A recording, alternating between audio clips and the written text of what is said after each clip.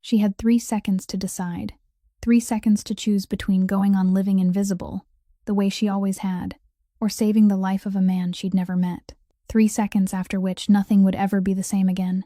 Her name was Brielle Lawson, 27 years old, a single mother, working 3 jobs at once just to survive from one day to the next.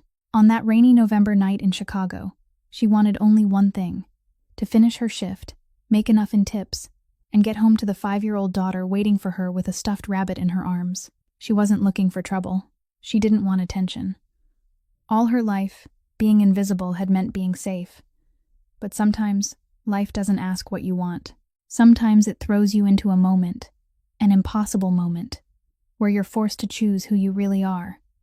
And Brielle, she chose. She saved the life of one of the most powerful mafia bosses in Chicago, with a glass of water.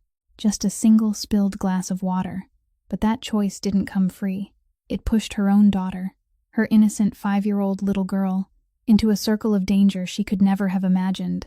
This is her story, and I promise you, by the time you reach the end, you'll never look at one simple act of kindness the same way again. Because it all began with a glass of water, and it ended by completely changing 2 lives. The life of a mother who'd always seemed invisible, and the life of a crime boss who'd always seemed untouchable. Stay here with me. You need to hear this story. Welcome to the channel. If this story moves you, please hit the like button so more people can hear it. Share it with someone you think needs a story about courage. And if you haven't subscribed to the channel yet, subscribe now so you don't miss the next stories. Let me tell you about Brielle Lawson. On that November night, Marchetti's glowed in the heart of Chicago like a world completely separate from hers. Candlelight shimmered over every table draped in crisp white linen. Piano music drifted softly through the room, mingling with the scent of grilled steak, truffle sauce, and the faint perfume of red wine rising from crystal glasses that sparkled beneath the chandeliers. It was the kind of restaurant where a single meal cost as much as Brielle's rent for an entire month. The kind of place where wealthy people came to eat dishes whose names they didn't bother to pronounce. Where soft laughter and expensive perfume blended into a kind of luxury Brielle was only allowed to observe from the far side of the service counter. But Brielle wasn't thinking about any of that. She was thinking about her feet. They ached inside her old black shoes. Shoes whose soles had worn so thin she could feel every cold tile beneath the restaurant floor. She'd already been standing for 6 hours. She still had 4 more before her shift ended. But she smiled anyway. She always smiled. That was how she survived. 3 years earlier, Brielle had no smile left at all. 3 years earlier, on a February night, so cold it cut through skin, she carried Poppy in her arms, only 2 years old then, and walked out of the apartment she had once called home. Garrett was asleep on the sofa after one of his rages. A bottle of liquor lay rolling across the floor. Brielle wasn't wearing shoes because she was afraid the sound of footsteps would wake him. Barefoot on the freezing concrete in the Chicago winter night, she held her daughter tightly against her chest, her purse slung over one shoulder with only a few changes of clothes and her identification inside. She walked 7 blocks to a drugstore that stayed open 24 hours, the only person on the street at 2 in the morning. The woman behind the register looked at the bruise on Brielle's face, looked at the sleeping child in her arms, and said nothing at all. She simply wrote down a number on a small piece of paper and pressed it into Brielle's hand. A hotline. That call led to a shelter. The shelter led to a new life. Brielle never learned that woman's name, but she owed her everything. The years she had lived with Garrett taught Brielle a skill no school would ever teach. She learned how to read people, not read books or newspapers, but read the smallest gestures. The way Garrett set his keys down on the table, if he threw them hard, tonight would be bad. The way he breathed, if his breath came heavy through his nose, she needed to get Poppy into the other room immediately. The way his jaw tightened before his fist came up, she had exactly 3 seconds to turn and shield her daughter. Survival instinct. The thing she carried with her into Marchetti's every night. She could tell the manager was tense just by the way he twisted the ring on his finger. She could tell a customer was about to complain by the way they set their knife and fork down on the plate. She could read everyone around her without them ever knowing it. And tonight, that same instinct would save the life of a man she'd never met. But Brielle didn't know that yet. At this moment, all she could think about was Poppy, her daughter, 5 years old, at home with Mrs. Dawkins, the 70-year-old neighbor who lived downstairs. Poppy with her soft curls, with the 2 front teeth missing, clutching her stuffed rabbit Mr. Whiskers every night when she went to sleep. Every evening before Brielle left for work, the two of them had a ritual. Brielle would kiss Poppy on the forehead and say, "I love you most in the world." Poppy would answer, "I love you most in the universe." Then Brielle would say, "The universe is bigger than the world. That's cheating." And Poppy would laugh, a clear, bright laugh that made everything worth enduring. For Poppy, Brielle worked 3 jobs: Marchetti's at night, a cafe at midday, a bakery on weekends. Every tip she earned went into an envelope hidden beneath her mattress. That envelope was her dream: nursing school. She wanted to heal other people, wanted to wear a white coat, wanted to become someone, not just a shadow moving back and forth between elegant tables. But dreams were far away, and rent was close. And every night, Brielle stood there in her worn-out shoes, smiling at people who didn't see her, serving people who didn't know her name, and telling herself that invisible meant safe. Don't stand out, don't draw attention, don't let anyone remember your face. Just get through today. But that night, life didn't ask Brielle what she wanted. It threw her into a room with the most dangerous men in Chicago. She was wiping down a table near the kitchen door when the front entrance of Marchetti's opened. There was no bell, no loud greeting, but Brielle felt the shift at once, in the same way she used to feel Garrett's anger coming just from the sound of his footsteps in the hallway. The air in the restaurant grew heavier. The piano was still playing, but somehow it seemed quieter now. The servers around her straightened their backs a little more, smiled a little wider, moved a little faster. Brielle turned to look and saw him. Cale Mercer. She had never met him, had never heard his name, but she knew immediately that the man who had just stepped through that door was unlike any customer she had ever served. He wore a black suit, the kind made to measure, fitted across broad shoulders and a tall frame, every seam suggesting that the suit cost as much as Brielle's old car. But it wasn't the suit that changed the entire room. It was the way he walked. Each step was slow and certain, as though he owned every tile beneath his feet, every candle on every table, every drop of wine in the cellar. 36 years old, yet carrying on his shoulders the weight of a man who had seen far too many things ordinary people were never meant to see. And his eyes. Brielle saw his eyes from 10 steps away, dark brown, sharp and cold, sweeping across the room like a security scanner, missing not a single face, not a single shadowed corner, not a single movement. Those were not the eyes of a rich man. They were the eyes of a dangerous one. The kind of man your instincts tell you to avoid before you even know why. Marchetti's manager practically rushed out to greet him. Brielle had never seen the man move that quickly. The handshake, the slight bow of the head, the smile that Brielle recognized instantly as fear disguised as respect. Then the manager turned and looked for her. "Brielle." His voice was lower than usual, almost a whisper. "The VIP room tonight. Mr. Mercer and his associates. You're serving them." He looked straight into her eyes, and Brielle saw the pulse beating at his temple. Perfect service. Absolute silence about anything you hear in that room. Anything. Do you understand? Brielle nodded.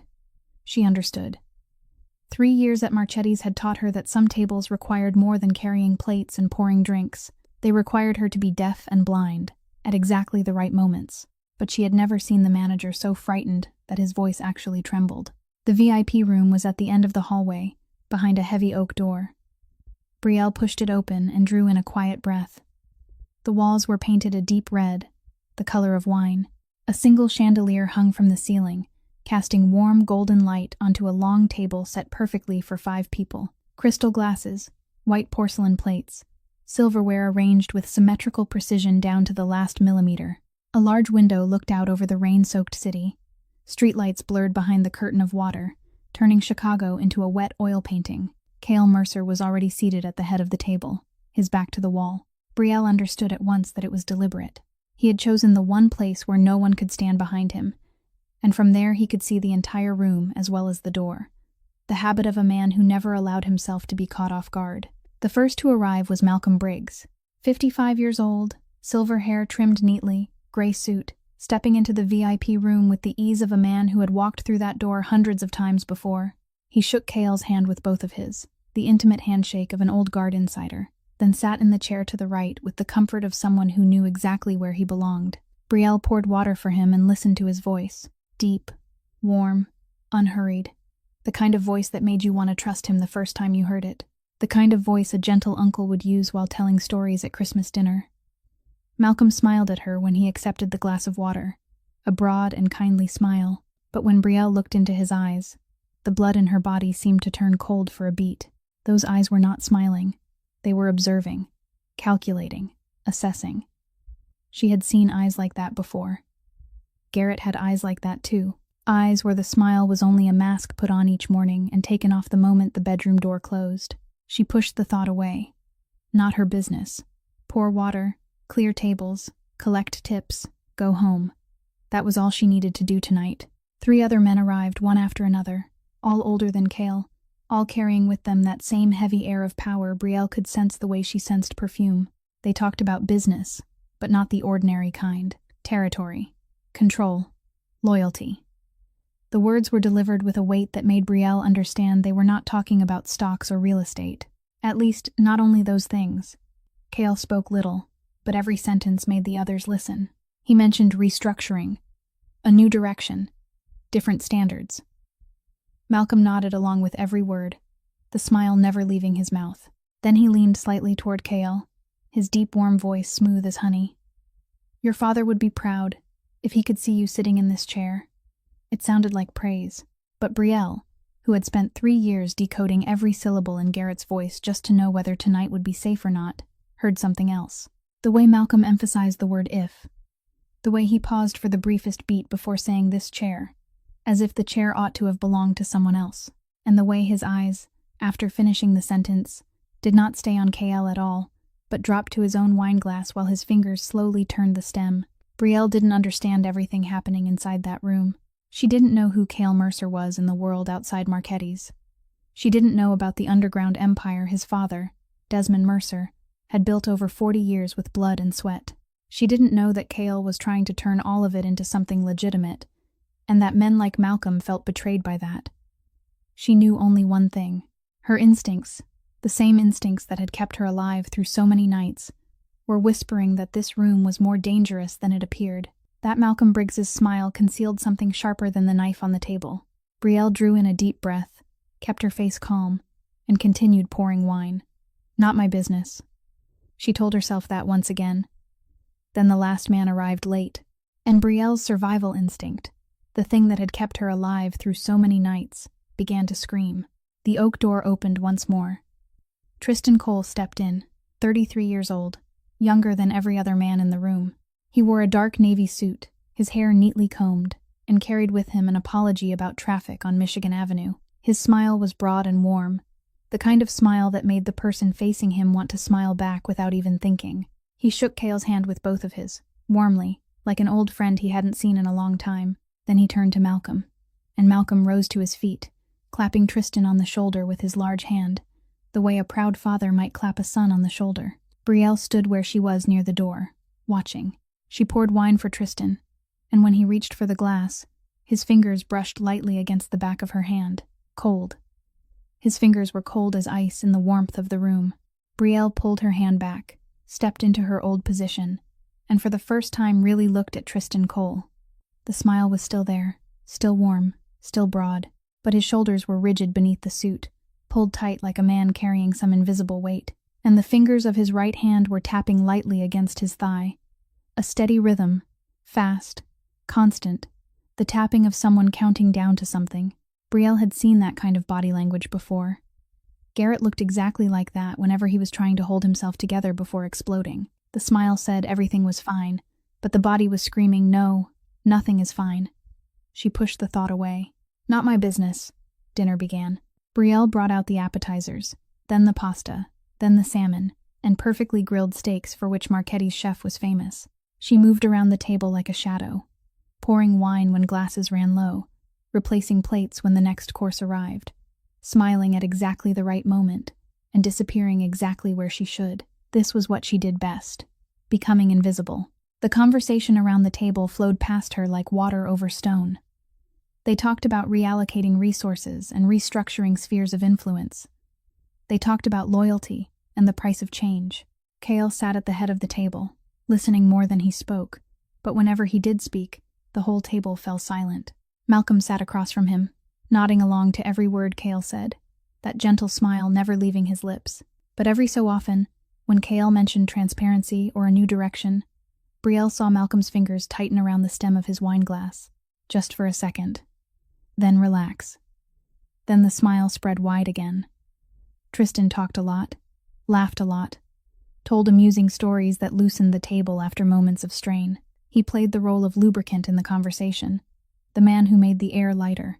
But Brielle, from her corner of the room, saw what no one else seemed to notice. Between the laughter, between the stories, Tristan glanced at Malcolm. Quick, almost invisible, and Malcolm nodded, so slightly that if you blinked at the wrong moment, you would miss it. But Brielle didn't blink. She had been trained by 3 years of living beside violence never to blink when something was wrong. She drew in a breath and forced herself back to her work. Not my business. Poppy was at home. She had the envelope under the mattress. She had her dream of nursing school. Nothing in this room had anything to do with her. 10 more minutes, she told herself, and dinner would move on to dessert. 10 more minutes and she would clear the table, collect the tip, and go home. Just 10 more minutes. But Brielle didn't have 10 minutes. She had only 30 seconds. And in those 30 seconds, she was going to see something no one else in the room saw. And she was going to have to make a choice there would be no coming back from. It happened while Brielle was pouring water.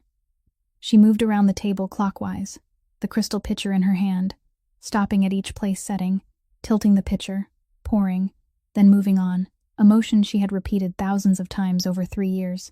Her body worked automatically, but her eyes did not. Her eyes had been trained by Garrett never to stop watching. When she came near Kael's place, Tristan was sitting on the other side of the table. He reached one hand toward the center, as though he were going for the salt cellar. His other hand pointed at a stack of documents spread across the table, his finger tapping a chart as he said something about third-quarter numbers that made the 2 men beside him lean in to look. Every eye in the room shifted toward the papers. Every eye except Brielle's. She saw it. In Tristan's right palm, hidden between his closed fingers, was a tiny vial, so small that if you weren't looking from exactly the right angle, at exactly the right moment, you'd never know it was there. Smaller than a little finger. Clear. And when Tristan's hand passed over Kael's glass of red wine, only for a fraction of a second, his fingers tipped ever so slightly. Something fell, sank into the deep red of the wine, vanished, as though it had never existed. Time stopped. Brielle couldn't hear the piano anymore, couldn't hear the conversation, couldn't hear the rain beyond the window. She could hear only her own heartbeat. Thump, thump, thump. Each beat like a drum in an empty room. Had she really seen it? Or was she imagining it? Maybe it was medicine.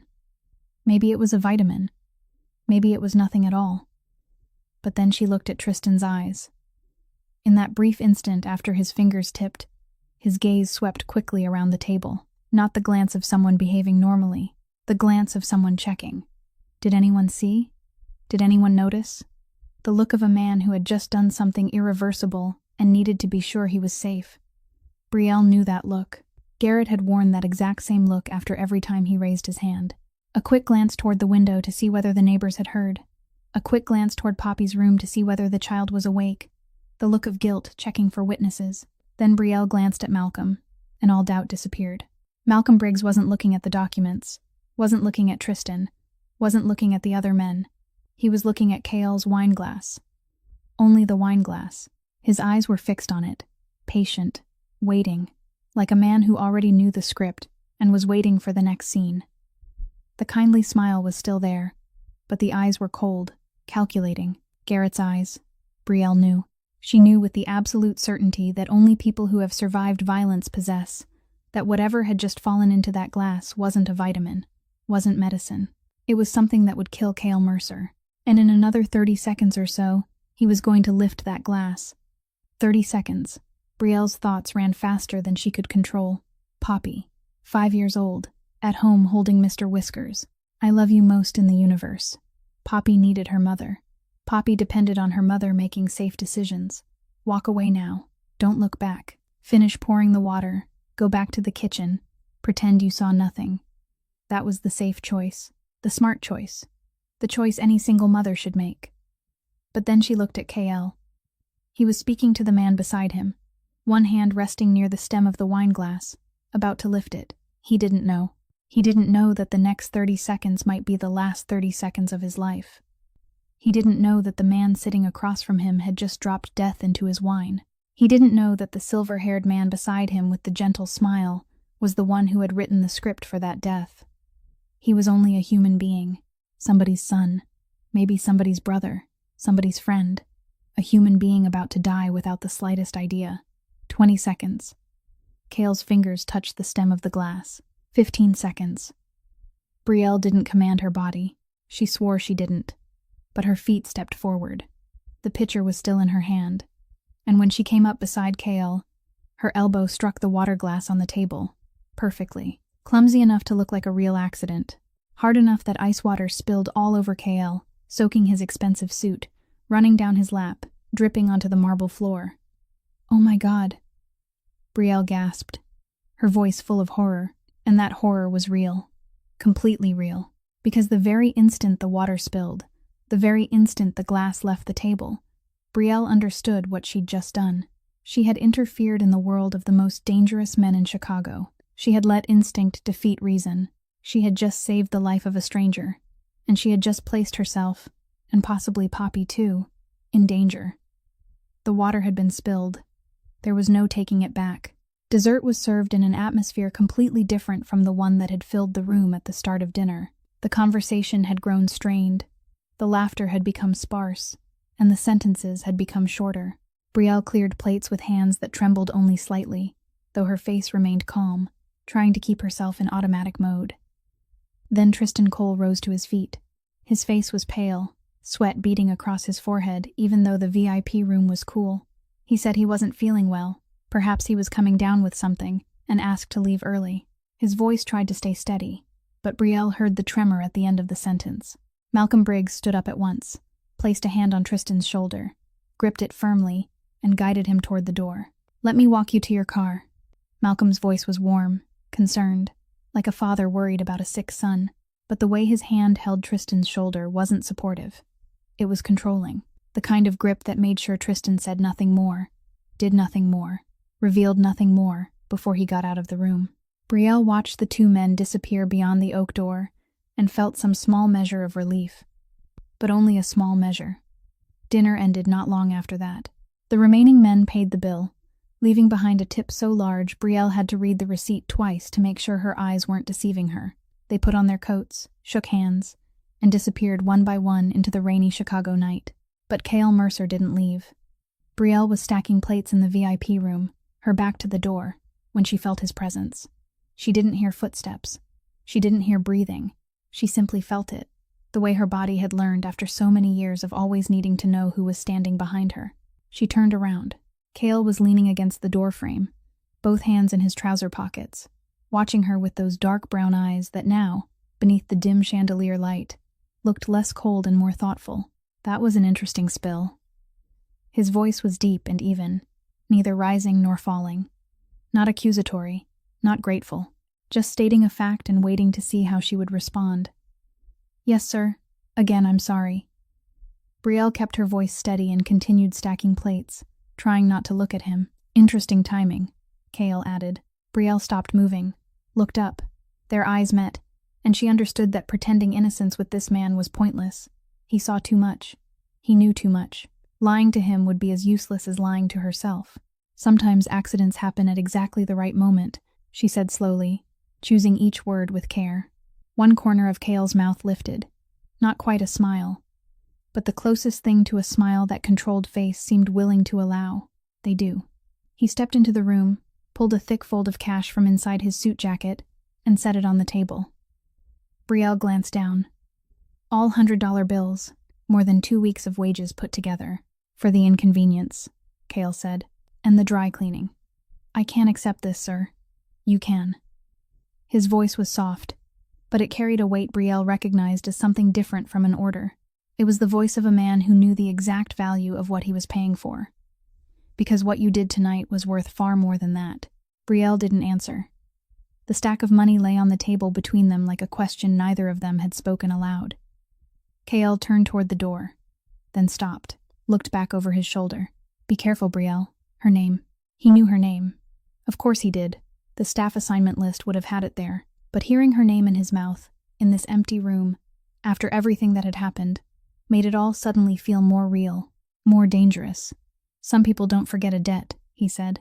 He paused for a beat. But there are also people who don't forget a threat. Then he walked away. The sound of his footsteps faded down the hallway, then disappeared altogether. Brielle stood alone in the VIP room, with the rain against the window the only sound left in the world. She looked at the stack of money on the table. Pride said no, but Poppy needed new winter boots. Next week's rent still wasn't covered. The envelope under the mattress was still thin.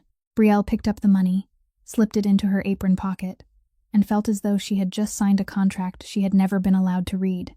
Her shift ended an hour later. She changed clothes, collected her tips, and stepped out into the cold night. The subway carried her back to her familiar neighborhood, past rain-slicked streets, reflecting the city lights. The small apartment was quiet. Mrs. Dawkins was dozing on the sofa, a novel still in her hand. Brielle gently woke her, pressed money into her palm, and saw her back downstairs. Then she went straight to Poppy's room. Her daughter was fast asleep, one arm wrapped around Mr. Whiskers, her face peaceful in the dim light coming from the hallway. Brielle bent down, kissed her forehead, and breathed in the smell of strawberry shampoo and Poppy's hair. "I love you most in the world," she whispered. Poppy didn't hear her, but Brielle needed to say it, needed to remind herself why she existed. In her own bedroom, Brielle counted the money beneath the glow of the bedside lamp. She added Kael's cash to the envelope. The envelope grew a little thicker, still not enough for nursing school, still a long way off, but closer than yesterday. She stood by the window, looking out at the city lights blurred by rain. Somewhere out there, Kael Mercer was asking questions. Malcolm Briggs was making plans, and that 1-second look in the VIP room, that cold steel gaze that had memorized her face, followed Brielle all the way into sleep that night. She lay down, closed her eyes, and told herself everything would be all right, that she was imagining things, until her daughter drew a picture. 3 days passed.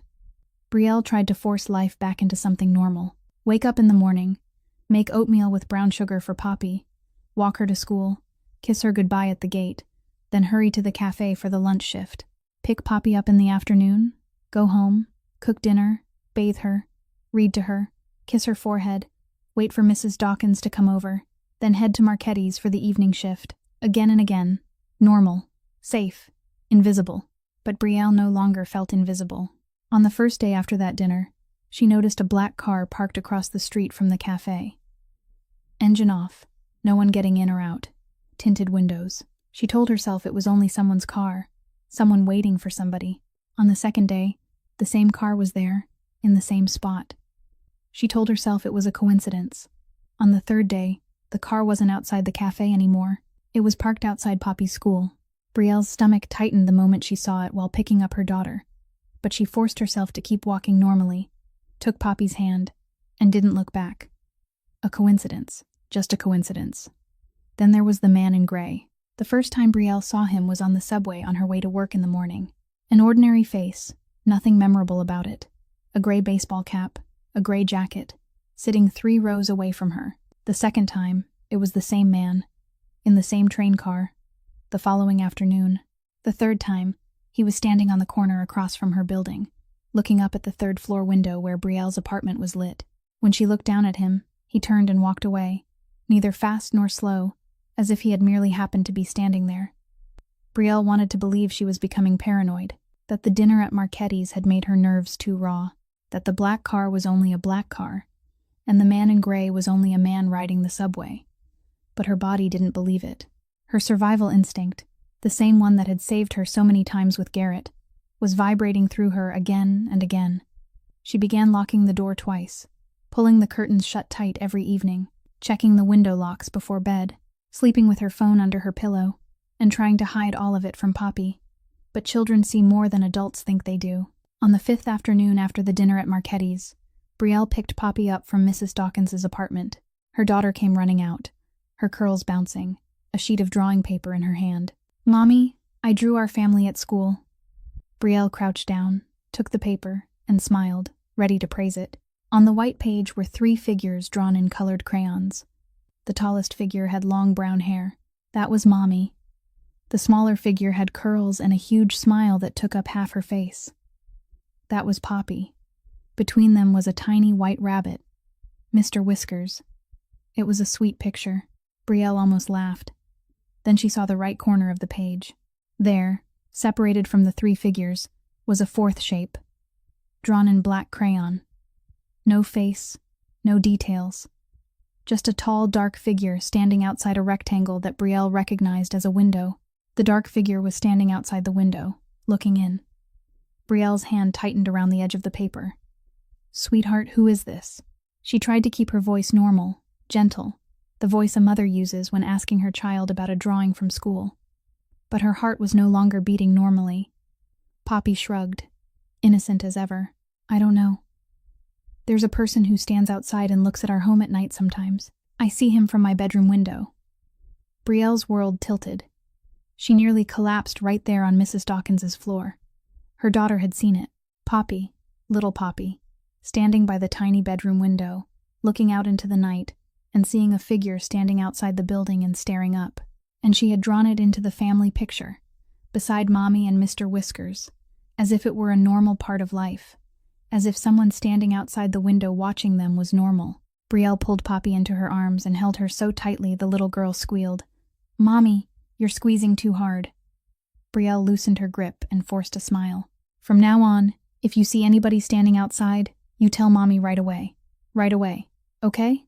Poppy nodded, her eyes wide. "Mommy, are you worried?" "No, baby. Mommy just wants to know." Brielle kissed her forehead and hid her trembling hands behind her back. That evening, the two of them cooked pasta together in the small kitchen. Poppy sat on a tall chair with her legs swinging, telling her mother about school. "Mommy, next week we have career day at school. Everybody has to bring their mom or dad to talk about their job. Madison's mom is a veterinarian. Madison's mom gets to help dogs and cats every day." Poppy's voice was full of admiration. Brielle stirred the pot of boiling water and felt her chest tighten. Career day, the place where other parents would talk about being doctors, lawyers, engineers. And what would she say? That Mommy was a waitress, working 3 jobs just to survive? "What do you want to be?" Poppy asked suddenly, looking up at her mother with open expectation. Brielle stopped stirring. "Mommy wants to be a nurse, to help people who are sick and hurt." "Like a superhero?" Poppy's eyes lit up. Brielle smiled, and for the first time since the dinner at Marchetti's, the smile reached her eyes. "Something like that, baby." "Then do it." Poppy said it with the absolute certainty that only a 5-year-old child can have. "You can do anything, Mommy." Brielle turned her face away and pretended to stir the pasta, because tears were rising and she didn't want Poppy to see. "If only things were as simple as you think," Brielle said silently to herself. "If only life worked that way." But that night, after Poppy had fallen asleep, Brielle took the drawing back out and looked at it again. The black, faceless figure standing outside the window, staring in. Her daughter had drawn the fear Brielle had tried to hide, and that fear had a shape now, a dark outline, eyes. She folded the picture and slid it beneath the mattress, right beside the envelope of money. Dream and fear lying next to each other. Then the phone rang, and everything Brielle had been afraid of became real. 10:43 that night. Poppy had been asleep for more than 2 hours. Brielle was sitting on the bed, her daughter's drawing still tucked beneath the mattress, when the phone on the nightstand began to vibrate. An unfamiliar number. No name, no photo, just a string of digits she had never seen before. Brielle stared at the screen, her heart beginning to beat faster. Instinct told her not to answer, but another instinct told her that if she didn't, she would lie awake all night wondering who had called. She pressed the green button. "Hello? Good evening, Miss Mitchell." "Ah, Miss Lawson." The voice was male, low, professional, but with something urgent hidden underneath. "I'm Detective Frank Morrison, with the Chicago Police Department. Homicide. I need to ask you a few questions about an incident that took place at Marchetti's restaurant on November 14th. The blood in Brielle's body turned cold. "What incident?" "I'd rather discuss that in person than over the phone, Miss Lawson. But you need to know this first." The man's voice dropped lower. "A man is dead, Tristan Cole. His body was found in the Chicago River this morning. Initial evidence suggests he was poisoned, and according to the restaurant's records, you were the server assigned to his table that night." The room began to spin. Brielle gripped the edge of the bed. I don't know anything about this. I'm sure you don't. But you may have seen something without realizing what it was. We need you to come to the station and give a statement. 10 o'clock tomorrow morning, 12th District Station on Michigan Avenue. Can you make it? I have a shift tomorrow morning. This is a murder investigation, Miss Lawson. It's more important than your shift. The man's voice hardened, then softened at once. Please cooperate. 10 o'clock, 12th District. The line went dead. Brielle sat motionless on the bed.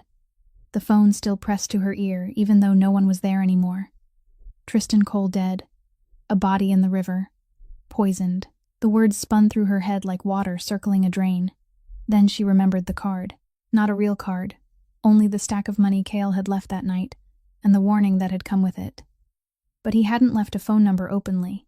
He had only told her to be careful. Brielle searched her coat pocket, her jeans pocket, her wallet, the drawer beside the bed. Then she remembered. When she had taken the money that night, there had been a tiny slip of paper caught between the $100 bills, something she hadn't noticed while counting. White, small as a finger, with nothing on it but a number written in black ink. She found it inside the envelope beneath the mattress, tucked among the tip money. Her hands trembling, she dialed. 1 ring, 2 rings. In the middle of the third, he answered. Brielle. Just her name. No hello. No who's this. Just her name, spoken in that deep, even voice, as though he knew exactly who was calling, and had been expecting this call for days. Relief rushed through her so powerfully. Brielle nearly cried. The police called me, she said in a low voice, her eyes flicking toward Poppy's room. They said Tristan Cole is dead. They want me at the station tomorrow morning to give a statement. Silence for one beat on the other end. Then Cale spoke, his voice calm but absolute. Don't go. I can't ignore the police. That wasn't the police, Brielle. She stopped breathing.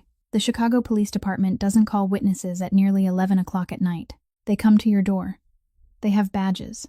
They have paperwork. They don't call and schedule a meeting at the station the next morning. That was someone pretending to be police, trying to lure you somewhere they control so they can find out what you know. Brielle pressed her back against the wall, feeling as though the floor were vibrating beneath her feet. But they knew my name. They knew I served that table. Anyone with ties to Marchetti's could get employee information. The shift roster isn't classified, Cale continued, his voice slower now, as though he wanted her to hear every word. And Tristan Cole isn't dead. He's in Montreal, Canada, hiding in a hotel under an alias. My people found him this afternoon. Brielle closed her eyes. If Tristan was alive, then the call had been a trap. Someone was looking for her. Someone wanted to know what she had seen in the VIP room that night. And Malcolm Briggs flashed through her mind, the cold eyes watching her across the dinner table, the kindly smile cracking for a fraction of a second, the hand gripping Tristan's shoulder and guiding him out the door. There's someone behind Tristan, Brielle said. It wasn't a question. Yes. Cale didn't explain further. Not yet. And that person wants to know what I saw. Yes. Which means you may be in danger. I have a daughter. Brielle's voice trembled, but it didn't break. She had forgotten how to cry a long time ago. She's 5. She needs me. I know. Cale's voice softened, but only slightly. I know about Poppy. I know she goes to Lincoln Park School. I know Mrs. Dawkins is 70 and watches her downstairs when you work nights. I know you're saving for nursing school. Relief turned into anger in a single second. You investigated me? Brielle's voice sharpened. You had no right. I had every right to know about the woman who saved my life. Cale's voice did not rise, did not fall, smooth as still water. But I'm not telling you these things to frighten you. I'm telling you so you understand that I know where you are. And if I know, someone else can know too. Silence. Brielle could hear the rain beginning outside the window. Just like the night at Marchetti's. The number you're calling is my private line. Cale continued. 24 hours a day. 7 days a week. Anytime you feel unsafe, anytime anything unusual happens, you call immediately. Don't hesitate. I don't want anything to do with your world. Brielle said it, but her voice carried less force than she wanted it to. I don't want that either, Cale replied, but my world is already tied to you now, whether you want it or not. A long silence. Brielle heard Poppy shift in the next room, heard Mr. Whiskers fall to the floor, heard the little girl murmur in her sleep, and then go quiet again. "Help me end this threat," Kale said. "Let me find out who's behind it. When it's over, you go back to your life. I go back to my world. We walk away in opposite directions." Brielle closed her eyes, thought about the drawing Poppy had made. The black figure outside the window. Her daughter had seen the darkness and drawn it into the family picture as though it were something ordinary. "Okay," she said. One word, light as breath, heavy as the world. Brielle thought she understood how dangerous this was. She was wrong, because the worst part came at 3 in the morning. And this time, it wasn't a shadow across the street. It was standing right outside her door. Brielle couldn't sleep after the call with Kale. She lay in bed with her eyes open, staring at the ceiling, listening to every sound in the apartment. The water pipes dripping inside the walls, the old heater rattling and clanking, the distant sound of cars on the street, the steady breathing of Poppy in the next room. She counted her daughter's breaths the way she might count her own heartbeat. Breathe in, breathe out.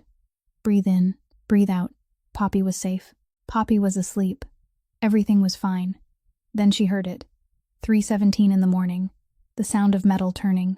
Soft, slow, careful. Like someone holding the doorknob and turning it gently, checking whether it was locked. The blood in Brielle's body turned to ice. She didn't breathe, didn't move. She lay frozen on the bed like a corpse, eyes wide open in the dark, her ears collecting every sound with the kind of sensitivity only absolute fear can awaken. And memory came crashing in. Not memory from Marchetti's. Something older than that. Darker than that. Nights when Garrett came home late from drinking. The scrape of the key at the lock. The sound of the doorknob turning. The heavy footsteps on the wooden floor. And Brielle lying in bed, pretending to be asleep, praying that tonight he would go straight to the sofa instead of coming into the bedroom. Her body reacted exactly the same way it had on those nights. Rigid, breathless, motionless, waiting. The doorknob stopped. Someone had confirmed it. The door was locked. Then came the knock. Soft, almost impossible to hear.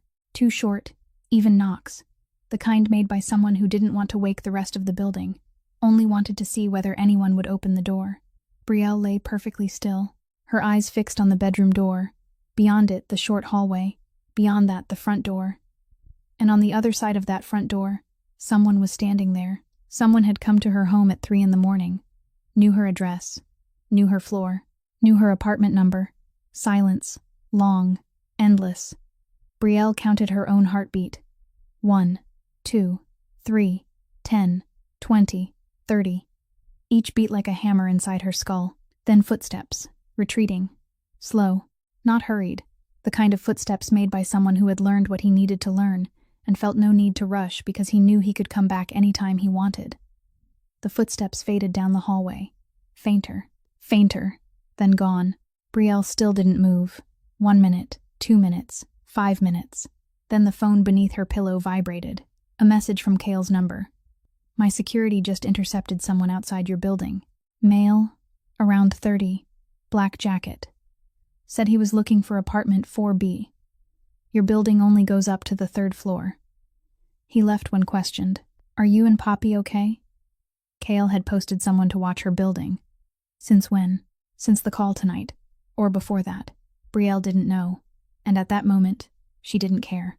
She cared only that someone had just stood outside her door at 3 in the morning, while her daughter slept 10 steps away from that door. She typed back, her fingers shaking so badly she had to correct herself 3 times. "We're okay. Scared, but okay." Kale's reply came at once. "Pack. Enough for a few days. I'm moving you both somewhere safe. I have work. Poppy has school. Call in sick. Keep Poppy home for a few days. This isn't up for debate anymore, Brielle. Someone just came to your door at 3 in the morning." Brielle sat up in bed, looked around the small room in the dark. Yellowing white walls, thin curtains she had bought on clearance from a thrift store, the creaking wooden dresser, the envelope of money beneath the mattress, with Poppy's drawing beside it. This apartment wasn't pretty, wasn't large.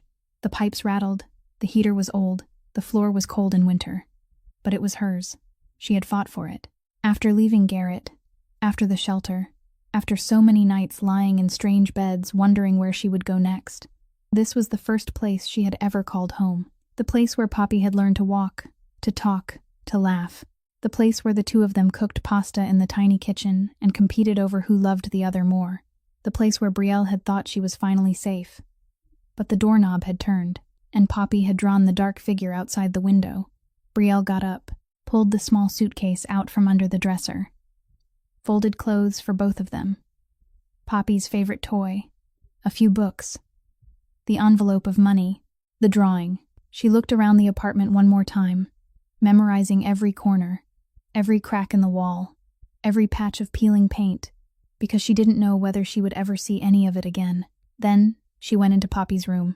Her daughter was curled up asleep, one arm around Mr. Whiskers. Curls spilled across the pillow, her face peaceful as if there were nothing frightening in the world beyond those walls. Brielle sat on the edge of the bed and placed a hand on her daughter's back, feeling the steady rise and fall of her breathing. "Poppy, sweetheart." She shook her gently. "Wake up, baby." Poppy opened her eyes and blinked in sleepy confusion. "Mommy, it's dark. I know, baby. But we're going on a little trip. To a beautiful place, but we have to go now." Poppy yawned, rubbed her eyes, then looked at her mother with those half-awake, half-dreaming eyes. "Where are we going?" "Somewhere safe. Somewhere with a garden. Can Mr. Whiskers come?" Brielle smiled, even though tears were burning at the corners of her eyes. "Mr. Whiskers is definitely coming."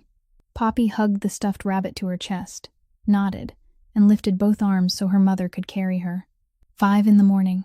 Dawn hadn't arrived yet, but the eastern sky had already begun to shift from black to gray, then pale violet, then pink. Brielle stood outside the building with 2 bags and Poppy in her arms, the little girl resting her head on her mother's shoulder, half asleep, half awake, Mr. Whiskers wedged between them. The black car pulled up, quiet and smooth. Tinted windows. A man stepped out wearing a black suit, standing straight, his face expressionless. He showed Brielle identification. "Miss Lawson, I'm with Mr. Mercer. Please get in." Brielle looked at the car, looked at the building behind her, looked at the 3rd-floor window where she had lived for 3 years. Then she got into the car. Poppy pressed her face to the window, watching the city slide by in the rising dawn. Rain darkened streets reflecting the first light. Street lamps flickered off one by one as the sun began to rise. Chicago was waking up, and the two of them were leaving. Brielle held Poppy tighter, buried her face in her daughter's hair, and breathed in the smell of strawberry shampoo. And she knew. Her old life was over. Her new life was beginning. Dawn broke. The black car drove out of the city, and Brielle had no idea what was waiting ahead. The car drove for about an hour, leaving the high-rise buildings behind, leaving the horns and neon lights behind, moving deeper into the outskirts where rows of bare maple trees lined both sides of the road. Then the car turned onto a long tree-shaded drive, and at the end of it, Brielle saw the house. White, blue door, gray roof, a wide yard enclosed by a low wooden fence. The kind of house Brielle had only ever seen on magazine covers in dentist waiting rooms. The kind of house she never even dared dream about because it belonged to a different world, a world of people who didn't have to count out tip money beneath the glow of a bedside lamp. Then he looked directly into Marin's eyes, and his smile softened into something more sincere. And he said that every time he looked over at the house next door, he found himself hoping to see her in the garden, that the sight of her sitting beneath the maple tree with Zoe had become the loveliest part of the view from his office window. Then, without circling around the subject any longer, Connor asked her to dinner, directly, not through a business card or an open-ended invitation, but with a specific proposal, a restaurant name, a day, an hour, and the promise that he would personally cook his secret passion, the most special dish for her. It was much bolder than the business card at the barbecue, and Marin understood that Connor Hale wasn't the kind of man who gave up easily. But Marin didn't hesitate. Not for a single second. She looked him straight in the eyes, her voice gentle but clear as crystal, and said that she appreciated the invitation, but couldn't accept, that she wasn't in the right position to go to dinner with anyone, that she hoped he would understand and not take it as disrespect. She didn't offer a long explanation, didn't claim she was busy or that she had other plans. Only a direct and definite refusal that left no opening for hope. Connor looked at her for a moment, his smile still there, but his eyes recognized that this wasn't shyness waiting to be persuaded. It was a decision already made. He nodded slowly and said he respected that the door would remain open if she changed her mind, then said goodbye to Zoe, goodbye to Marin, and continued down the sidewalk with the easy manner of a man who knew how to accept a refusal but hadn't entirely given up. Maren watched him go, then turned back to Zoe, who was busy licking ice cream all over her face, and she realized that throughout the entire conversation, her heart had not quickened by even a single beat. Connor Hale was handsome, charming, successful, the kind of man any woman would consider. But she felt nothing, absolutely nothing, because her heart was already too busy beating wildly for someone else. That evening, in the dark office, lit only by the pale blue glow of the screens across his face, Tristan sat before the security camera system, his underworld empire always required to be installed in any place where he lived. 16 cameras covered every corner of the mansion and the surrounding grounds, recording every movement 24 hours a day. He rewound the footage from that afternoon with fingers pressing the buttons slowly, as though preparing himself for the blow he knew was coming. And it came. On the screen, Connor Hale stood beside Maren at the gate of the mansion, closer than any man ought to stand beside her, buying ice cream for his daughter as though he had the right to care for Tristan Cole's child. Tristan's hand tightened around the keyboard, and he heard the plastic cracking beneath the pressure of his fingers. But he didn't let go. He watched Connor tilt his head as he spoke to Maren, watched the self-assured smile on the man's face, watched the way he looked at her with an expression Tristan wanted to erase from his face with his bare hands. Then he saw the moment Connor asked her to dinner, saw him looking straight into her eyes with a sincerity polished to perfection. And then he saw Maren refuse, clearly, without hesitation, without even a second of delay. She shook her head slightly, said something the camera couldn't capture because there was no sound, but Tristan could read it in her body language, in the way she stood straight without leaning toward Connor, in the way her hand held tightly to Zoe's, as though making a silent declaration of where she belonged. Tristan leaned back in his chair and stared at the frozen image on the screen. And instead of having his jealousy soothed, what he felt was even more intense. Gratitude, deep down into the marrow, because she had chosen without knowing he was watching, longing, hot and desperate, wanting to be near her, wanting to be the only man she looked at with those gray-blue eyes. And fear, something the Mafia boss almost never felt. Fear of losing her. Fear that one day Connor or someone else would offer something she couldn't refuse, and he would be left sitting here watching through security footage, while the world stole away the only thing that still made him want to come home each night. His Mafia instincts kicked in automatically, like a command programmed into the brain that had lived by violence for 2 decades. Tristan picked up the phone, dialed his right-hand man, and gave the order in the cold, familiar voice he always used. Find out everything about Connor Hale. Finances, relationships, weaknesses, everything. Then he stopped. His finger hovered over the call button. He looked back at the screen, looked at the image of Maren holding Zoe's hand as they walked back toward the gate, and realized what he was doing. He was using the tools of the underworld to handle matters of the heart. He was treating a harmless neighbor with the methods meant for enemies. He was letting darkness seep into the only part of his life that darkness had not yet touched.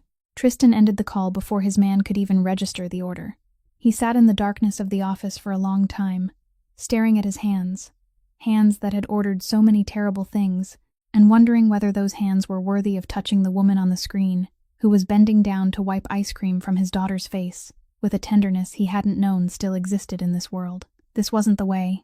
He knew that with a rare kind of certainty that needed no analysis and no calculation. If he wanted Maren, if he truly wanted her in the way every cell in his body was crying out for, then he had to come to her as a man, not with the power of a kingpin. And the real Tristan Cole, the part of him he had buried for so many years, was the part trembling with fear that she would see who he truly was and choose to walk away, just as everyone before her had done. On the 4th day, Zoe got sick. It wasn't anything serious, only an ordinary cold. But the little girl was miserable with a low fever, a stuffed nose, and a raw throat that made her wince as though she were about to cry every time she swallowed. Maren knew something was wrong as early as the afternoon, when Zoe refused her snack and only wanted to curl up in Maren's lap instead of running out to the garden to chase birds the way she did every day. By evening, the fever had come, her nose had started running, and Zoe clung to Maren as though she were the only life raft in the vast ocean of discomfort the child was drowning in. Maren stayed awake the entire night beside Zoe's bed. She laid cool, damp cloths across the little girl's forehead, changing them whenever they grew warm, gave her water 1 small spoonful at a time, because Zoe wouldn't drink from a cup.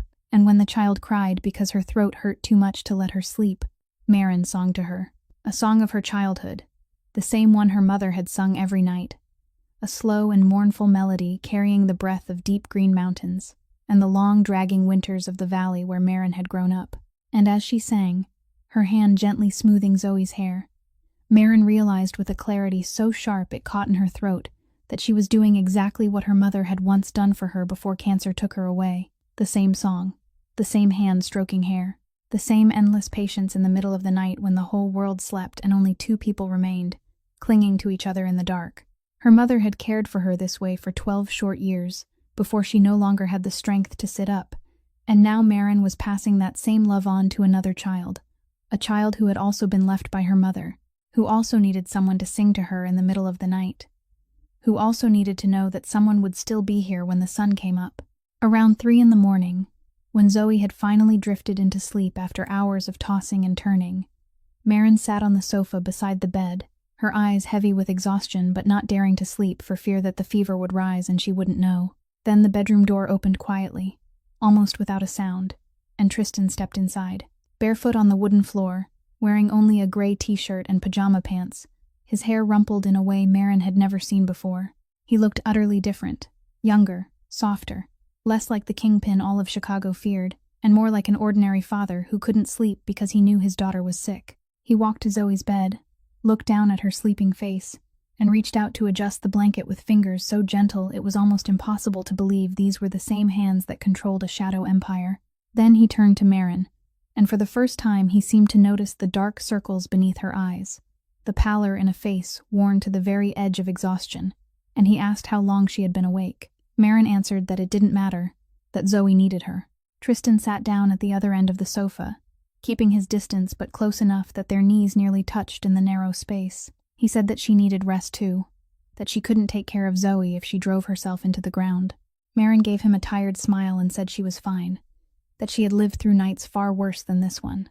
The words hung there between them, heavier than she had meant them to be, and she saw Tristan's eyes darken by a shade, as though he were imagining what those worse nights had looked like, and the imagining itself hurt him.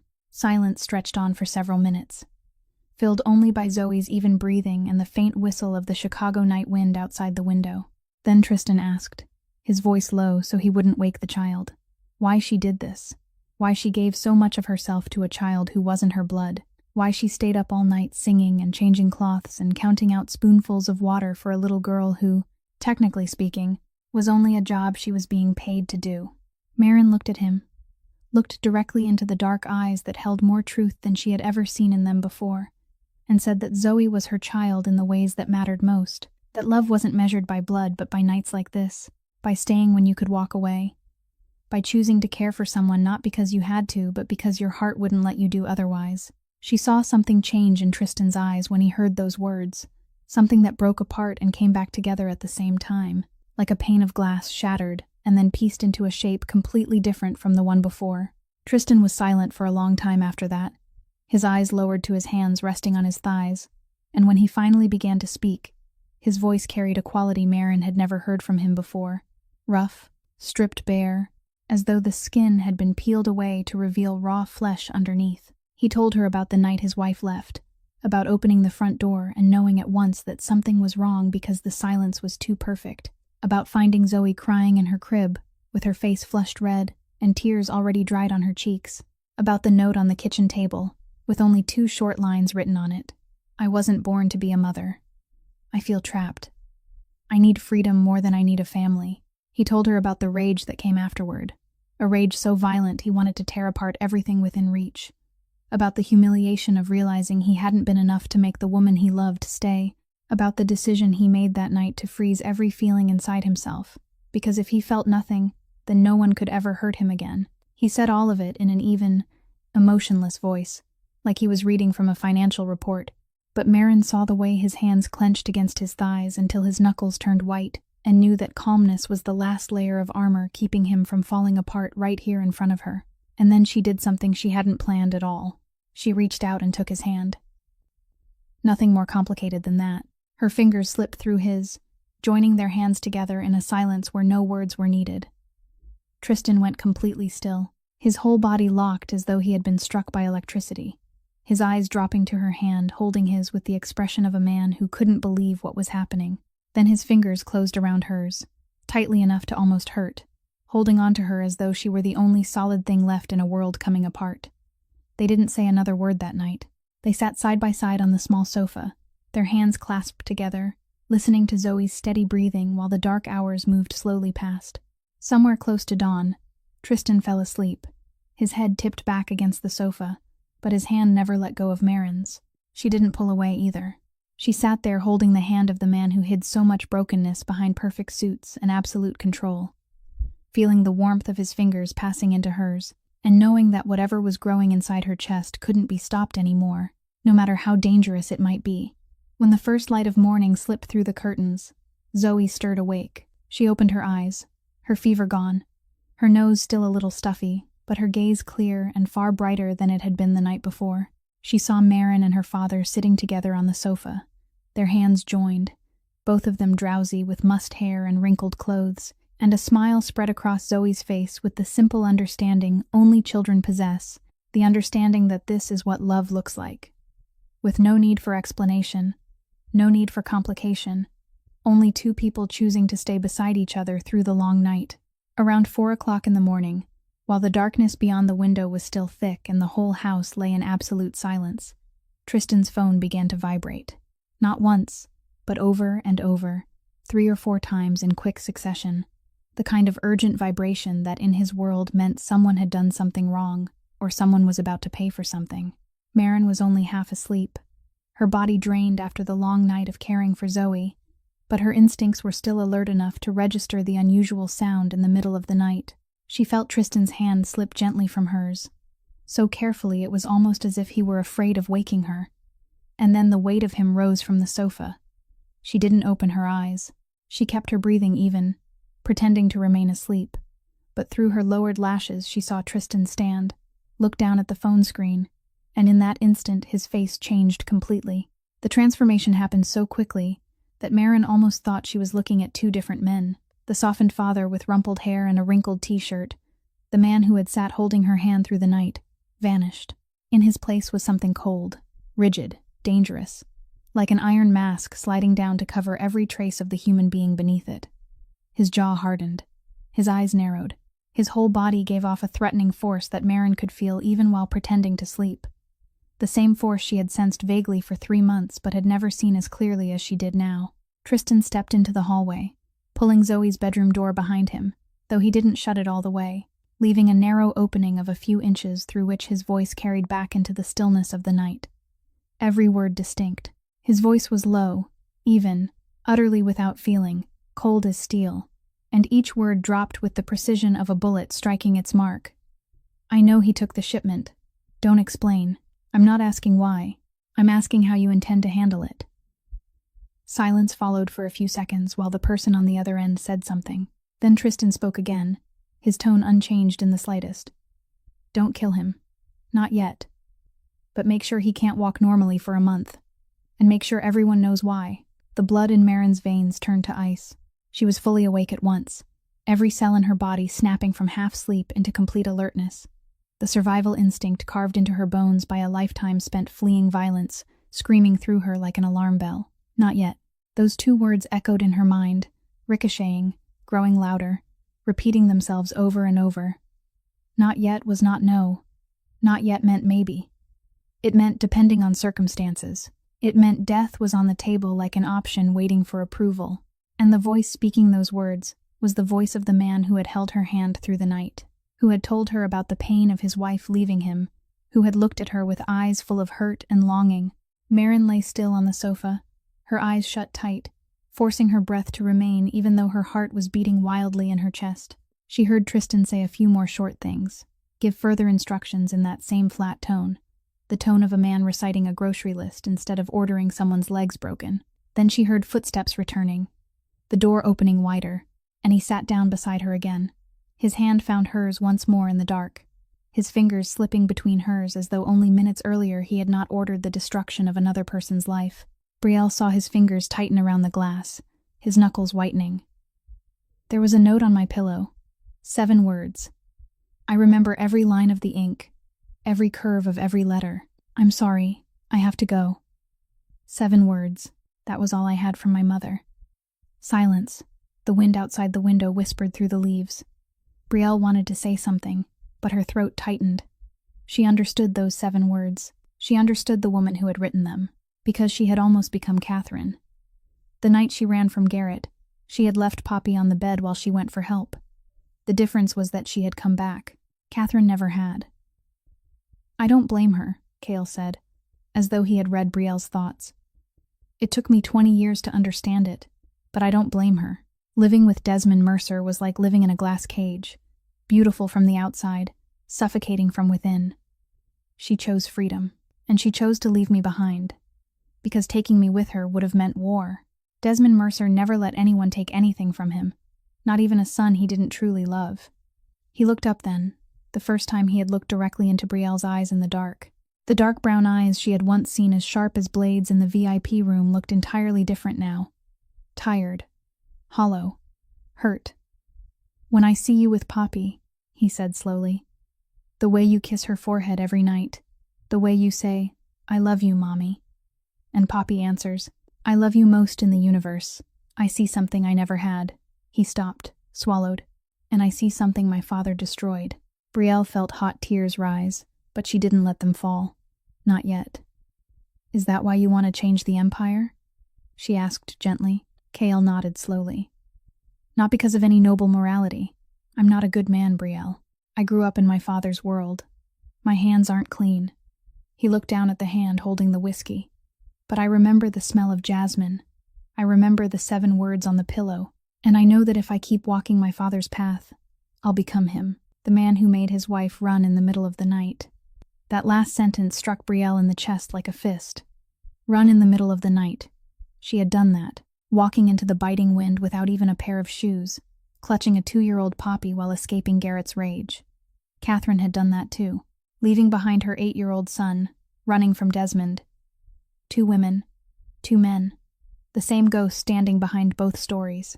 And now Desmond's son and the woman who had fled Garrett sat across from each other in the dark kitchen, each carrying scars the other understood without needing an explanation. We're both running, Brielle said softly. I ran from Garrett. You're running from your father's shadow. Cale looked at her. Only I can't leave. Because if I walk away, the next man to sit in that chair will bring back the old ways, and there'll be more Catherines. Silence again, but this time the silence was warmer, closer. Like 2 strangers discovering that they speak the same language they had each believed only they themselves knew. Brielle stood, pushing her chair in gently. Thank you for telling me. Cale nodded, his eyes returning to the whiskey glass. Thank you for sitting down. Brielle went back upstairs, each step light against the wood. She knew more about Cale Mercer now. Knew why he sat in the dark kitchen at 2 a.m. Knew why he smiled at Poppy when he fixed the swing. Knew why he wanted to destroy the very thing his father had built.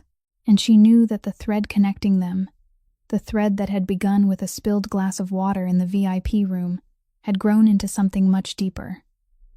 Not love, not yet.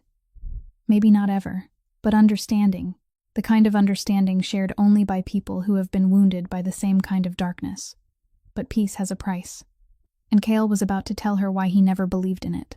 4 security men worked in shifts, 2 during the day, 2 at night.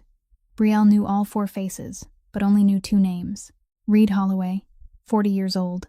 Cale's right hand, quiet, expressionless. The kind of man who made you feel safe standing beside him even if you couldn't explain why. And Neil. Neil was the youngest in the group, maybe 27, maybe 28, with short cropped hair, an easy smile, and a habit of talking with Poppy when she played in the garden. He brought her candy, asked Brielle whether she needed anything. Always polite, always appropriate. Brielle liked Neil, or at least she thought she did, until the 7th day. That afternoon, Brielle was making tea in the kitchen when Neil came in to get water. He asked in a normal voice, gentle and casual, Miss Brielle, which room are you and Poppy sleeping in tonight? The front room or the back room?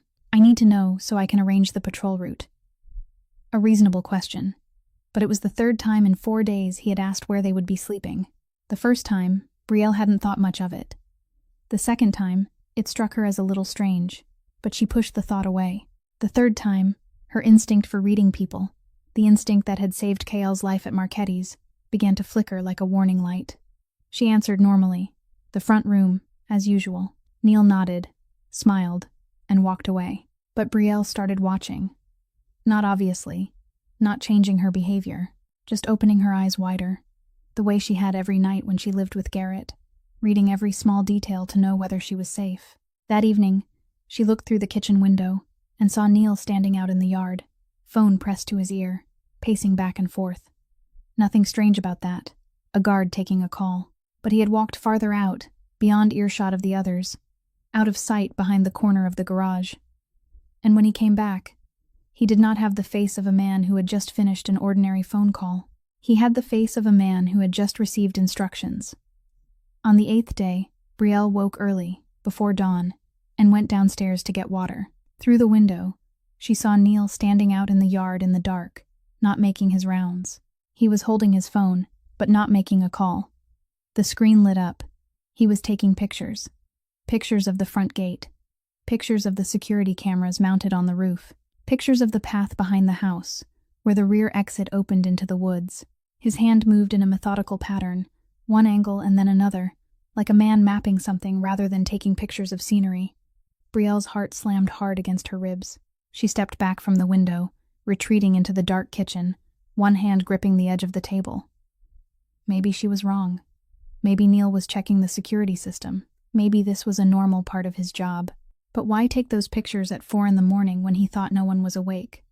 Why step away when he made his calls? Why ask 3 times in 4 days where she and Poppy would be sleeping? Brielle stood in the dark kitchen, fighting with herself. She didn't belong to this world. She was a waitress, a single mother, a woman trying to survive by staying invisible. She was not a detective, not a security expert. If she was wrong, if Neil was only doing routine work, she would look paranoid. But then she remembered the wine glass at Marchetti's. That time, she had hesitated too, had wondered if she was imagining things, had almost walked away. And if she had walked away, Kael Mercer would be dead. She looked up at the ceiling, where Poppy's room lay directly above her. Her daughter was sleeping 10 steps away.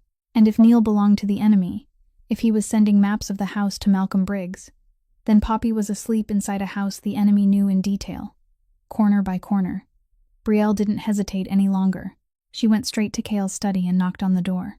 It was 4:15 in the morning, but the light was still on inside. Kael opened the door, fully awake, not asleep at all. Brielle told him everything. Every detail. The 3 questions about where she and Poppy were staying. The phone call behind the garage. The pictures at 4 a.m. Each angle of the gate. The cameras. The escape route. She told it in a level voice, without adding anything, without exaggeration, only facts. Kael listened without interrupting. His eyes darkened with each sentence. When she was finished, he picked up his phone and called a number. Reed. Come to my office. Right now. 2 hours later, Reed Holloway confirmed it. Neil's phone contained 14 messages sent to a number connected to Malcolm Briggs's network. The location of the house, Kael's schedule, the number of guards on each shift, the camera layout, the bedroom used by Brielle and Poppy. All of it had been sent out. Kael stood beside the study window with his back to Brielle, silent for a long time. Then he turned around. That's the 2nd time you've saved my life. There was nothing ornate in the words, no long speech of gratitude, just one sentence. But the way he said it, the way his eyes rested on her, carried more weight than 1,000 words could have. Neil was taken away quietly. No shouting, no violence. He simply disappeared from the house, as if he had never existed at all. The security team was replaced. And that night, Kael moved the 2 of them again. Another black car, another stretch of darkness, another rushed packing of bags, with Poppy half asleep in Brielle's arms.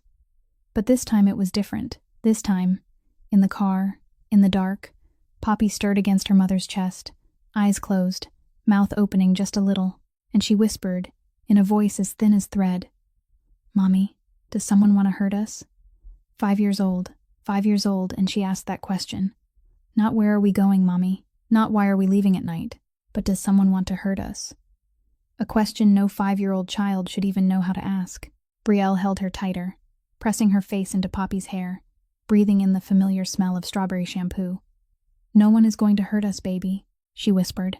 "I promise." But in the darkness of the car racing through the night, tears slid down Brielle's face. Silent. Soundless. Falling into Poppy's hair without the child ever knowing, because Brielle wasn't sure she could keep that promise. And that was the most terrifying thing in the world. Not Malcolm Briggs, not the spy in the house, not the darkness itself, but a mother who didn't know whether she could protect her child.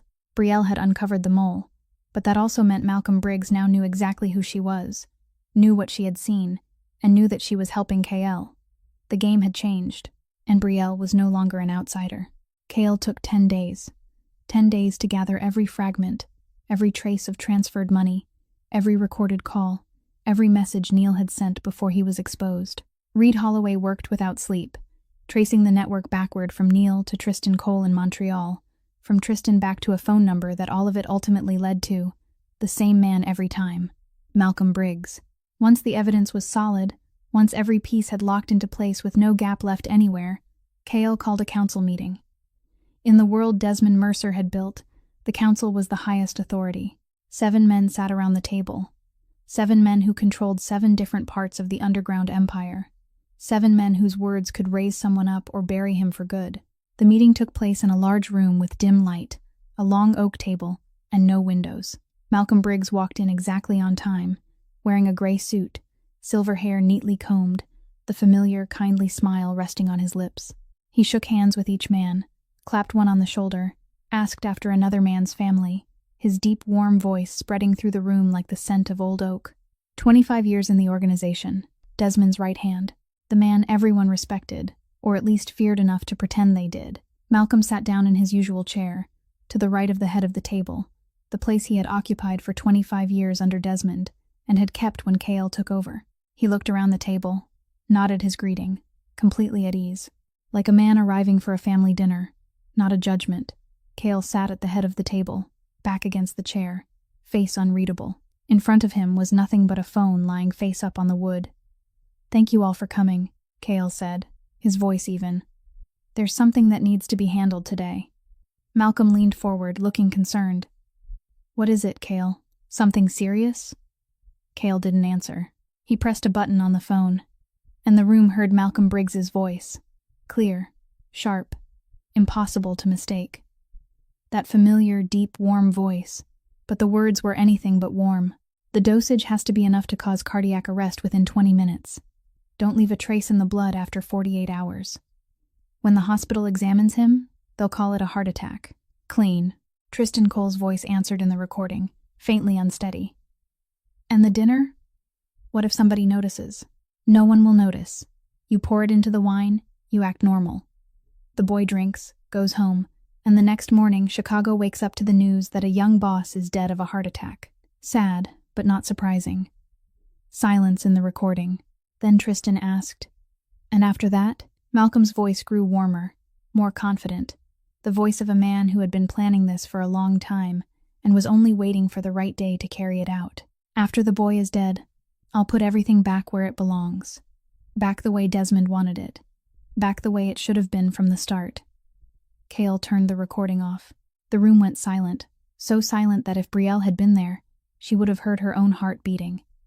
But she wasn't there. She was at the new safe house, holding Poppy, waiting. The 7 men in the room looked at Malcolm. Malcolm sat perfectly still. The kindly smile was still there, but it was beginning to crack. Slowly, like a porcelain mask struck lightly, fine fractures spreading from the corners of the mouth toward the eyes. Then the smile disappeared, and what lay beneath it, what Brielle had glimpsed in the VIP room that night, came fully into view. Cold, hard, without regret. Malcolm didn't deny it, didn't apologize, didn't explain. He looked straight at KL, and when he spoke, the deep, warm tone was gone, replaced by something sharp and old. His real voice after 25 years of wearing a mask. "Your father built everything with blood and sweat. 40 years. Every brick, every root, every dollar. He built an empire out of nothing. And you?" Malcolm leaned forward, his eyes burning into KL. "You're giving it away. Piece by piece. You call it legal reform, restructuring, a new direction. I call it by its real name. Betrayal. You're betraying your father's legacy. KL listened. Didn't interrupt. Didn't get angry. Didn't react. And when Malcolm finished, when the room waited for Kale's answer, Kale asked only one question. Are you done? Malcolm gripped the arms of his chair. The other 7 men looked at Kale, waiting for the judgment. Everyone knew the old law, the law Desmond Mercer had written. Betrayal meant death. No exceptions. No negotiation. That was how this empire had survived for 40 years. And every eye in the room was saying the same thing. Kale had to kill Malcolm. If he didn't, he would be seen as weak. Kale looked down at his own.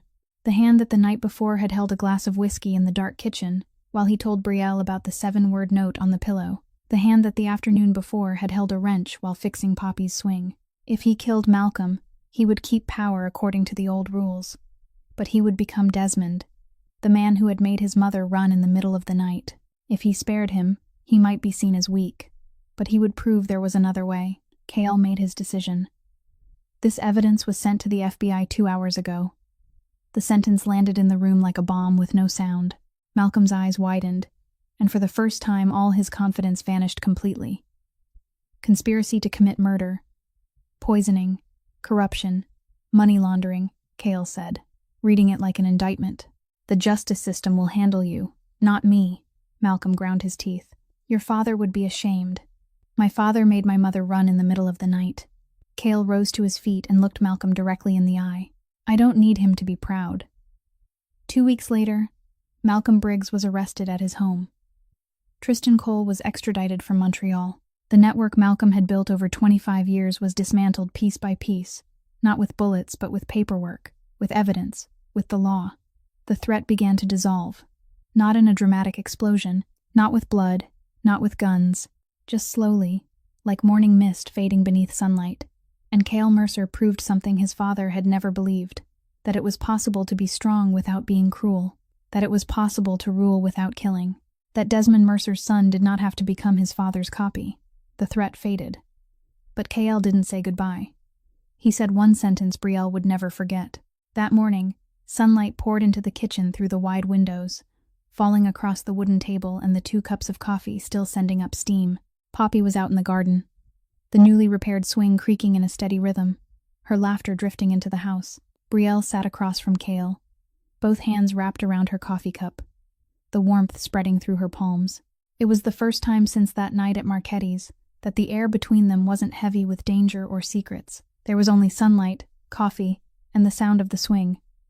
You're safe now, Kale said. Both of you. Malcolm's been arrested. Tristan has been extradited. Their network has been dismantled. No one is watching you anymore. No one is standing outside your window. Brielle looked down into her coffee. The dark surface reflected her face, faint and distorted. Safe. The word sounded strange, like a language she had forgotten how to speak a long time ago. You can go home, Kale added. Back to your apartment, back to Marchetti's, back to your normal life. Brielle nodded slowly. Go home. Back to the old shoes that made her feet ache. Back to 3 jobs. Back to the envelope under the mattress. Back to invisibility. And then what? She asked softly, her eyes still on the coffee. We just go back as if none of this ever happened? Silence. The swing outside. Poppy singing something in the yard. The words too blurred to make out. Then Kale spoke, and his voice had changed. Not the voice he used to give orders in the council room. Not the low, even voice he used when analyzing danger. But the voice of a man who had spent a long time thinking about what he was about to say. I want to help you go to nursing school. Brielle looked up. Tuition. Living expenses while you study. Books. Everything. No. The word left Brielle's mouth before she even had time to think. A natural reflex, deeper than reason. She had carried everything herself her whole life. She had escaped Garrett by herself, found housing by herself, raised Poppy by herself, counted every tip by herself. To accept charity from anyone, no matter who, felt like admitting she wasn't strong enough. And Brielle had spent 3 years proving that she was. I don't take charity. Kale didn't look surprised, as if he had known that answer before he ever asked the question. This isn't charity, Brielle. He set his coffee cup down and looked straight into her eyes. This is an investment. You saved my life twice. The first time with a glass of water at Marchetti's. The second time with your instincts in that house. Let me invest in your life. I don't want to owe you. You don't owe me anything. I'm the one who owes you. Brielle shook her head. Why? Why does this matter so much to you? You have an entire empire to worry about. Why care this much about a waitress and nursing school? Cale didn't answer right away. He looked out the window, where Poppy was swinging back and forth, with Mr. Whiskers sitting in the grass below like a faithful audience. Then he looked down at his own coffee cup, turning it slowly, exactly the way he had turned the whiskey glass that night in the dark kitchen. All my life, he began, his voice lower now, slower. People have wanted something from me. Money, connections, power, protection. They come to me with smiles, with praise, with fake loyalty. They calculate what they can take from me before I even realize they're doing it. He looked up, those dark brown eyes meeting Brielle's, and she saw something in them she had never seen before. Not strength, not control, but weariness. The loneliness of a man who had been surrounded by hundreds of people, and yet had never truly had anyone beside him. But you, Cale said, and his voice softened more than Brielle had ever heard it, softer even than the night he had told her about his mother. You risked everything for a stranger. You didn't know who I was. You expected nothing in return. You weren't calculating. You just saw a human being about to die, and you chose to save him. Silence. The sunlight shifted on the table, creeping closer to Brielle's hand. You reminded me that kindness still exists, that not everyone in the world wants to take something from me, and I had almost forgotten that. Tears rose in Brielle's eyes. She wouldn't let them fall. Not yet. I only did what anybody should do, she said, her voice catching slightly. But most people don't, Cale answered. That's what makes it extraordinary. Silence settled between them. Not heavy, not awkward, but warm, like the sunlight across the table. And Brielle understood then that this wasn't about money, not about obligation or debt. It was about a man who had spent his whole life in a world where everyone wanted something from him, finally meeting someone who gave without asking, and he didn't want to let that pass by. Okay, Brielle said. One word, soft, but heavier than all the words she had spoken in the past 3 years. Because this wasn't only about accepting money for school. It was the first time since running from Garrett that she had allowed someone to really see her. Not the invisible waitress, not the victim, not the single mother counting every dollar, but Brielle, a person, someone with value, someone worth investing in. That afternoon, Brielle sat on the porch with Poppy, watching late sunlight spill across the garden. She spoke gently, trying to keep calm even though her heart was beating fast with something dangerously close to hope. Sweetheart, Mommy is going to school. Poppy looked up from Mr. Whiskers. To school? Like me, Mommy? Yes, like you. Mommy is going to school to become a nurse. Poppy's eyes widened, shining with the kind of brightness only children have when they hear wonderful news. Mommy's going to learn how to be a superhero? Brielle laughed, and this time the tears really did fall, but they were warm tears. Yes, baby. Mommy's going to learn how to be a superhero. Poppy nodded with a seriousness so earnest it was almost funny. I knew it. Mommy is always a superhero. 6 months later, Brielle Lawson walked into her first day of nursing school, and the road ahead would test her to the very limit. 6 months later, on a May morning, Brielle Lawson stood at the gates of Northwestern University in a new pair of shoes. Not expensive, but clean, unscuffed, the soles unworn. New clothes, too. Not designer, but well-fitted, intact, with no stains from sauce or kitchen grease. The backpack on her shoulders was heavy with textbooks, every one of them already paid for. For the first time in her life, Brielle was walking into a place where she wasn't there to serve anyone. She was walking in as a student. In the lecture hall on orientation day, Brielle sat among hundreds of people, younger than she was, 20, 21, 22 years old, fresh out of high school, bright-faced, untouched by the bruises life could leave behind. She looked down at her hands. Rough hands from 3 years of washing dishes at Marchetti's, carrying coffee at the cafe, kneading dough at the bakery. Working hands, not student hands. The girl beside her turned and smiled, a friendly blonde with an open face. Hi, where did you go to school before this? Brielle hesitated for half a second. Before this, she had washed dishes. Before this, she had counted tips at midnight. Before this, she had run from her husband at 2 in the morning with no shoes on her feet. I worked for a few years before coming back to school, she said. The girl nodded, smiled, and turned away. She didn't ask anything more. But Brielle felt the distance between herself and everyone else in that lecture hall was wider than age, wider by an entire different life. Then she looked up toward the rows at the back, where families had come for the opening ceremony. Poppy was sitting on Mrs. Dawkins's lap, 6 years old now, wearing the flowered dress Brielle had bought with money she had earned herself, waving nonstop, smiling so wide that the gaps where her teeth were missing showed completely.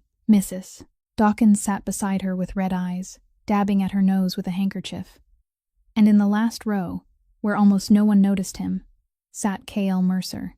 He was still, not waving, not drawing attention to himself, just sitting there, watching Brielle below, and when their eyes happened to meet through the sea of heads, K.L. gave the slightest nod. That was all, one nod. But Brielle understood. He was here, he saw her, and that was enough. Over the months that followed, K.L. kept his distance.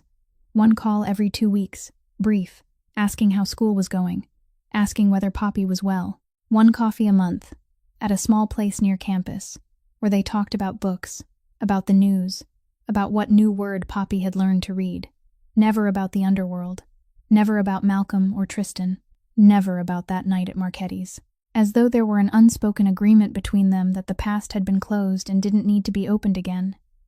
He respected the boundary. He understood that Brielle needed to build her life with her own 2 hands, not with his arm around it, but he was always there when needed. When Brielle's old car broke down in the middle of the road on a rainy October night, she called roadside assistance, had it towed to a repair shop, and by the next morning it was fixed. The invoice said paid in full, but didn't say who had paid it. Brielle knew. She didn't ask. She only sent a text. "Thank you," K.L. replied. "You're stronger than you know. Keep going." Their friendship grew slowly, carefully, like something rooted in new soil, not romantic love, not obligation, not pity, but respect between 2 people who had seen each other at their weakest and hadn't looked away. 2 people from entirely different worlds, connected by a spilled glass of water on a rainy night in November. Everything was going well, until the ghost of the past stepped out of the dark. In her 2nd year at Northwestern, everything began to take on the shape of stability.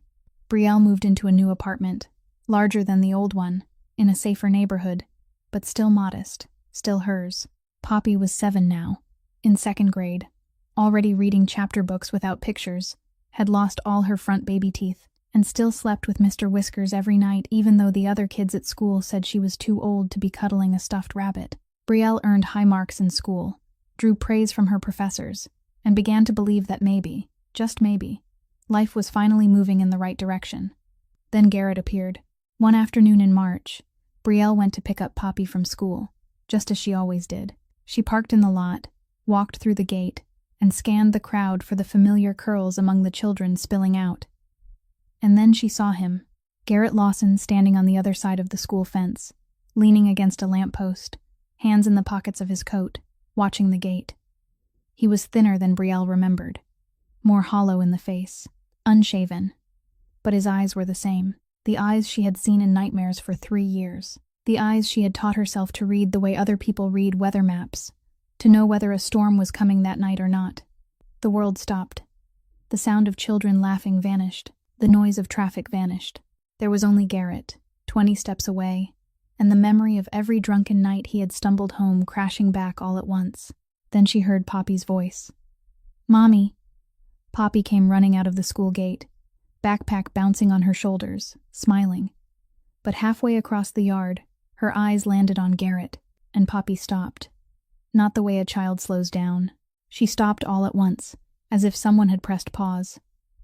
The smile disappeared. Her hands tightened around the straps of her backpack until her knuckles turned white. Her eyes widened, not with surprise, but with fear. The kind of fear the body remembers even when the mind tries to forget. Poppy had only been 2 when Brielle ran. 2 years old was too young to remember consciously. But the body remembered. The muscles remembered. The bones remembered. The screaming had sunk into her cells when she was too little to understand, but old enough to be afraid. And now, at 7 years old, standing in the middle of the schoolyard, Poppy was looking at the man her body recognized before her mind could name him. Brielle ran to her daughter, took Poppy's hand, and pulled her away. Fast, but not running. Calm, but not slow. Exactly the way she had learned at the shelter. Never let the abuser see your fear. Never let him know he still has power. "Hey, Bree." Garrett's voice came after her, so familiar it made Brielle want to be sick. "Long time, huh? Heard you've moved up in the world? Got yourself a rich sponsor?" Brielle didn't turn around. Her hand tightened around Poppy's. Step, step, step. To the car. Open the door. Put Poppy in the back seat. Fasten the seatbelt. Shut the door. Get behind the wheel. Start the engine. Leave. In the rearview mirror, Garrett was still standing beside the lamppost, smiling. The smile Brielle knew too well. The smile that said, "I'll be back." Poppy didn't say a single word on the drive home. She sat still in the back seat, hugging her backpack against her chest like a shield, staring out the window without seeing anything. Mr. Whiskers was at home. For the first time, Poppy didn't have Mr. Whiskers when she needed him. That night, after Poppy fell asleep, Brielle broke. She sat on the kitchen floor with her back against the refrigerator, clutching a pillow to her chest, and shook. She didn't cry. She had forgotten how to cry a long time ago. She only shook, her whole body trembling as if with fever, teeth knocking together, breath coming short and fast. Everything she had built, every step forward, every late night studying, every good grade, every time she had told herself, "I can do this," all of it was dragged backward by the ghost standing at the lamppost smiling. She wanted to quit school, wanted to grab Poppy and run, wanted to disappear, go back to being invisible, back to no one knowing who she was, back to being safe inside non-existence. Then she picked up her phone and called KL, not because she needed him to solve it, but because she needed someone to hear, needed someone to know that she was shaking on the kitchen floor at midnight. KL answered on the second ring. Brielle told him everything. Her voice broken, her breathing uneven, but she told him all of it. Garrett at Poppy's school. His smile, Poppy's eyes when she saw her father, the way she froze, the way a 7-year-old body remembered what the mind was trying to forget. KL listened. He didn't interrupt, didn't say calm down or everything will be fine. He just listened. And when Brielle finished, when the silence between them was heavy as stone, KL finally spoke. "You ran from him in the middle of the night." His voice was even, steady, each word landing like a stone set into a foundation. "You stood on that icy ground in the dead of winter, carrying your child with nothing but your courage and the clothes on your back. You saved my life twice. You got into nursing school. You rebuilt everything from nothing." He paused for a beat. "And now you're telling me he makes you want to give up?" It wasn't accusation. It wasn't an order. It was a reminder of who she was. "Brielle, he has no power over you anymore, unless you give it to him." Brielle closed her eyes. Tears came, the first in a very long time. They ran down her face, onto the pillow, onto the cold kitchen floor. "I'll send a lawyer," KL said. "Not the kind you're thinking. A family lawyer, one of the best in Chicago. A restraining order. He won't be allowed within 300 meters of you or Poppy. Everything through the law, clean. No violence. No threats, no use of underground power." KL didn't send anyone to teach Garrett a lesson. He sent a lawyer, paperwork, the legal system, protection through intelligence, not fists, and Brielle understood the difference. Garrett controlled through violence, KL protected through respect. Garrett took away her freedom. KL gave her the tools to defend herself. 2 weeks later, the restraining order was in place. Garrett disappeared, not because someone beat him, but because he was facing a system he couldn't afford to fight. The ghost retreated into the darkness where it belonged. Brielle got through Garrett, but the greatest test didn't come from an enemy. It came from the hospital room where her daughter lay. At the end of her second year, in December, Chicago was buried beneath the worst cold snap in a decade. The temperature dropped below 15 degrees under zero. The wind sliced through every crack in every door, and Poppy began to cough. At first it was only a mild cough, the kind children often get when the weather turns bitter. Brielle gave her syrup, tucked extra blankets around her, turned the heater up as high as it would go, but the cough didn't stop. It grew heavier each day, deeper, wetter, followed by a high fever and a wheezing sound Brielle could hear through the thin wall between their 2 bedrooms. On the 3rd day, Poppy couldn't get out of bed. She lay curled up, cheeks flushed red, lips dry, eyes dull with fever, Mr. Whiskers damp with sweat from being held too tightly. Brielle took her to the hospital. Pneumonia. The doctor said the word in a calm, professional voice, but Brielle heard it like an alarm bell.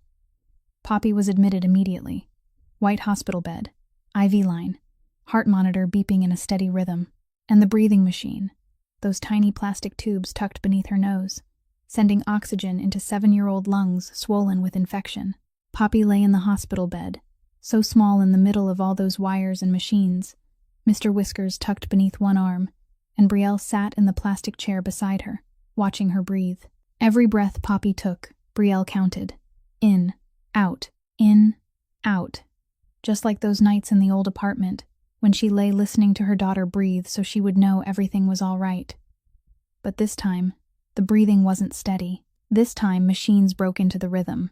And this time Brielle couldn't count the breaths and then fall asleep, because on her lap was a textbook, Clinical Pharmacology, open to chapter 14, and final exams began the next morning. Final exam week. 4 exams in 5 days. The exams counted for 60% of the semester grade. Failing meant losing a year. Losing a year meant losing her scholarship. Losing the scholarship meant going back to 3 jobs, back to the old shoes, back to the envelope under the mattress. Brielle looked at the book, looked at Poppy, looked at the book, looked at Poppy. The words on the page danced and refused to stay still. She read the same paragraph 3 times and couldn't remember a single word. Her body was here, beside her daughter, but the book was demanding that she be somewhere else, and she couldn't be in 2 places at once.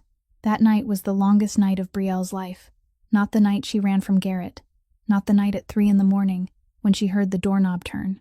This night, the night she sat beside her sick daughter, textbook in her lap, trying to study through the beeping of the monitor and the wheezing of Poppy's breathing.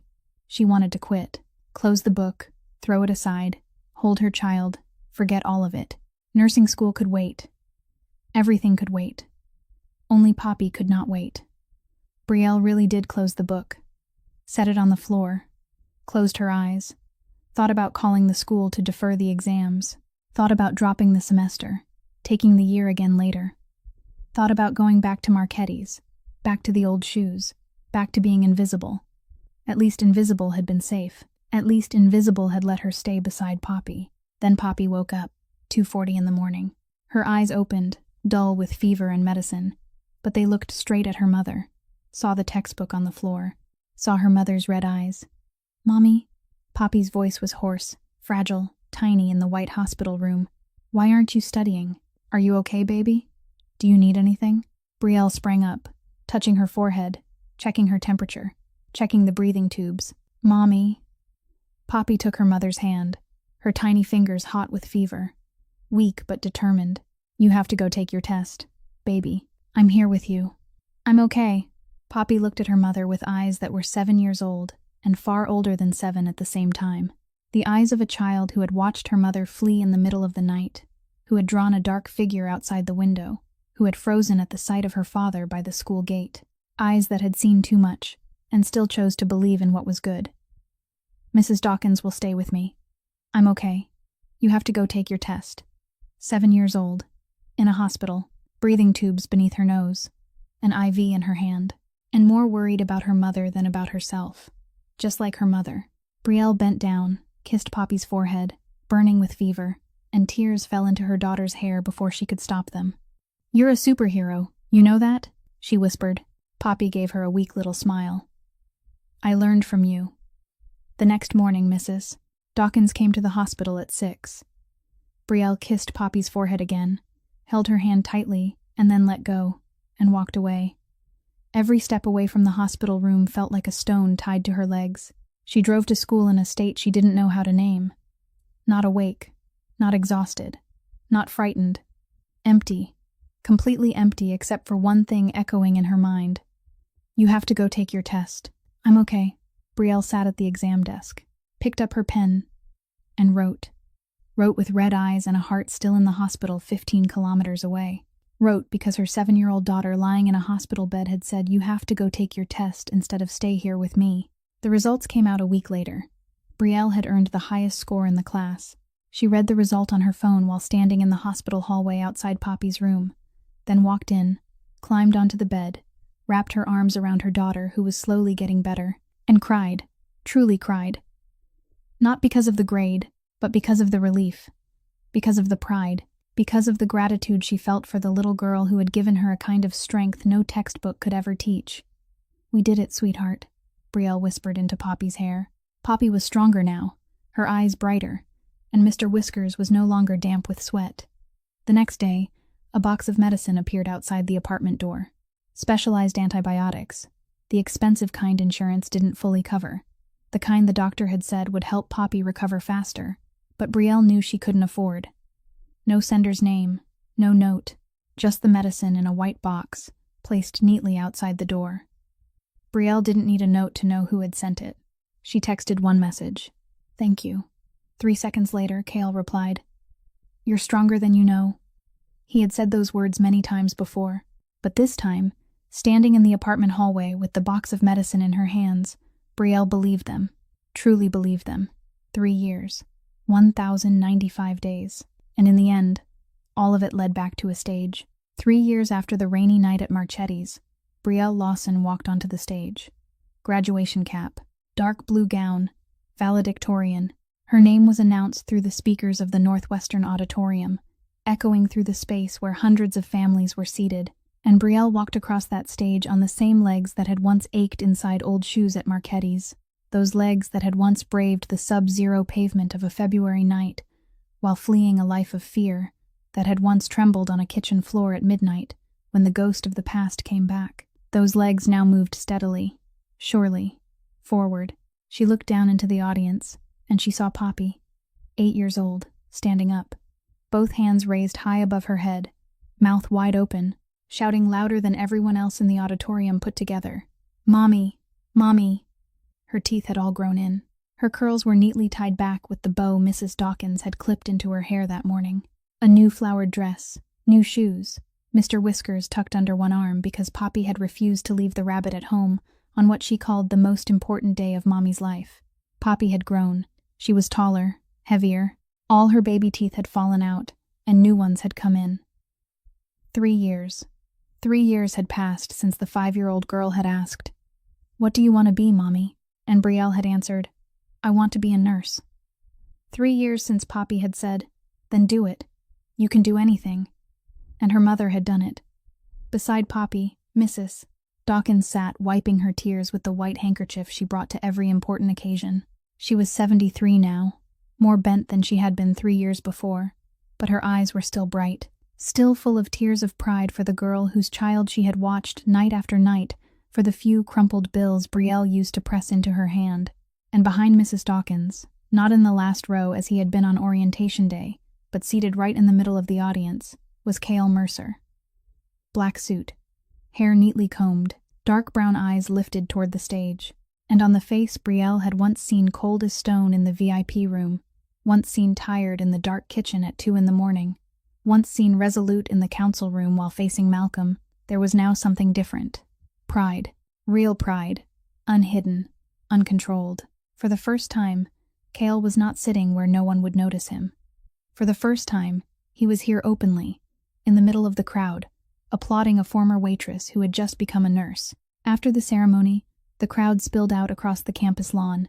Flowers, photographs, laughter, congratulations. Brielle stood in the middle of it all, her graduation cap in her hand, still unable to believe any of it was real. Then Cale found her. He stopped in front of her, hands in his pockets, his familiar stance unchanged, but his eyes softer than usual. "Congratulations, Nurse Lawson." A new name, a new title. Brielle felt it settle across her skin, warm and strange, like a new coat she wasn't yet used to, but that fit perfectly. "Thank you. For everything. I couldn't have done this without you." "Yes, you could have." Cale's voice was steady as stone. "You would have found a way. You always find a way. I only made the road less rough." Brielle looked at him. The man who had entered Marchetti's on a rainy November night 3 years earlier like a storm, and who now stood here in sunlight, among flowers, among the laughter of students, looking almost strangely ordinary. "Why did you stay?" Brielle asked. It was the question she had kept in her heart for 3 years. 3 years. "You didn't owe me anything. You paid that debt long ago." "Why?" Cale was silent for a moment. He looked down at his shoes, then lifted his gaze, looking across the campus lawn where Poppy was running with Mr. Whiskers in her hand, while Mrs. Dawkins tried to catch up behind her. "Do you remember the woman at the drugstore?"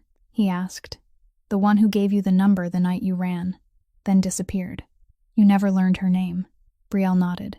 "You told me that sometimes people step into your life at exactly the moment you need them, do the right thing, and then leave." Kael looked at her. "But I didn't want to leave. I wanted to stay. I wanted to see you become the person you were always meant to be." He paused. "And I needed to know that something good could come out of the world I live in, that the empire my father built did not create only suffering, that at least once it led to something right." Brielle wanted to say something, but she didn't have the chance, because Poppy came flying in like a small cannonball and crashed into her, wrapping both arms around Brielle's waist so hard she staggered. Mr. Whiskers dropped into the grass. Poppy didn't care. "Mommy, you did it." She looked up, eyes blazing with joy. Grinning so wide her whole face seemed made of nothing but smile. "You're really a superhero now." Superhero. That word. The word 5-year-old Poppy had used when she asked, "What do you want to be, Mommy?" And Brielle had answered, "I want to be a nurse." "Like a superhero?" Poppy had asked. "Something like that," Brielle had said. And now, 3 years later, at 8 years old, Poppy was confirming it. Mommy really was a superhero. Brielle bent down and gathered her daughter into her arms, burying her face in the curls, breathing in the smell of strawberry shampoo, the same scent. But Poppy was taller now, heavier, older. Time had passed.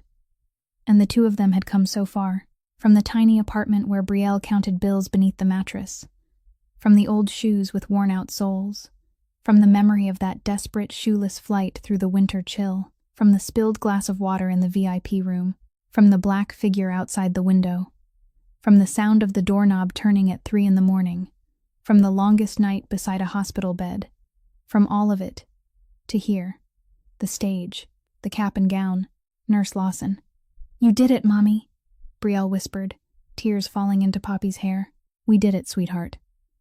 That night, after the celebration dinner, Brielle stood outside the apartment looking up at the Chicago sky and realized the deepest truth she had ever understood.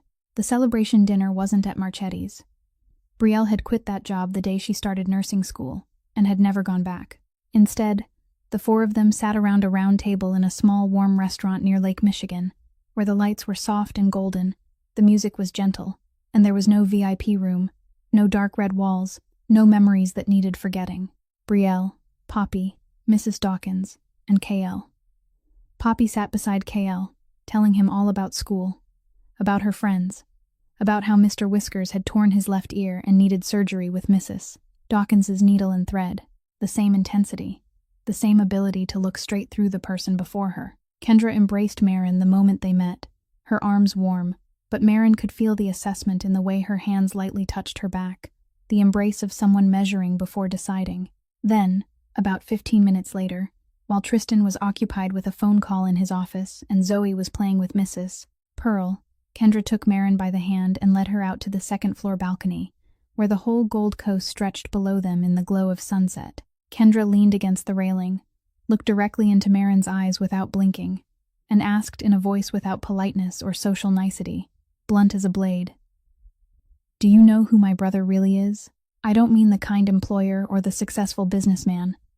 I'm asking whether you know who he really is." Silence stretched for a few seconds that felt like minutes to Marin. She knew it was a test. She knew that the wrong answer would make Kendra an enemy instead of an ally. And she knew that Kendra wasn't asking out of curiosity, but because she loved her brother enough to protect him from anyone who might hurt him again.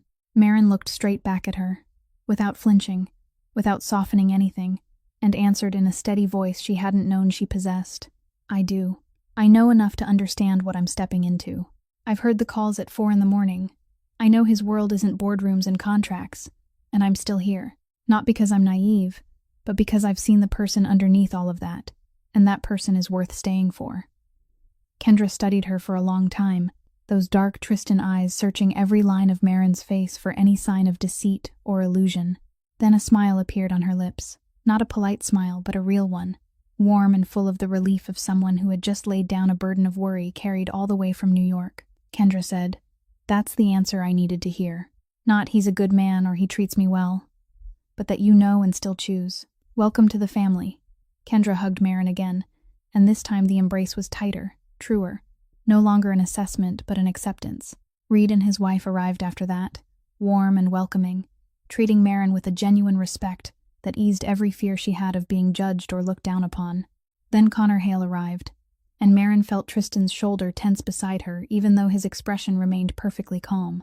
When Connor stepped through the door, Tristan placed a hand on Maren's waist. Not aggressively, not for show, only naturally and clearly. The kind of touch anyone could understand at once without needing explanation.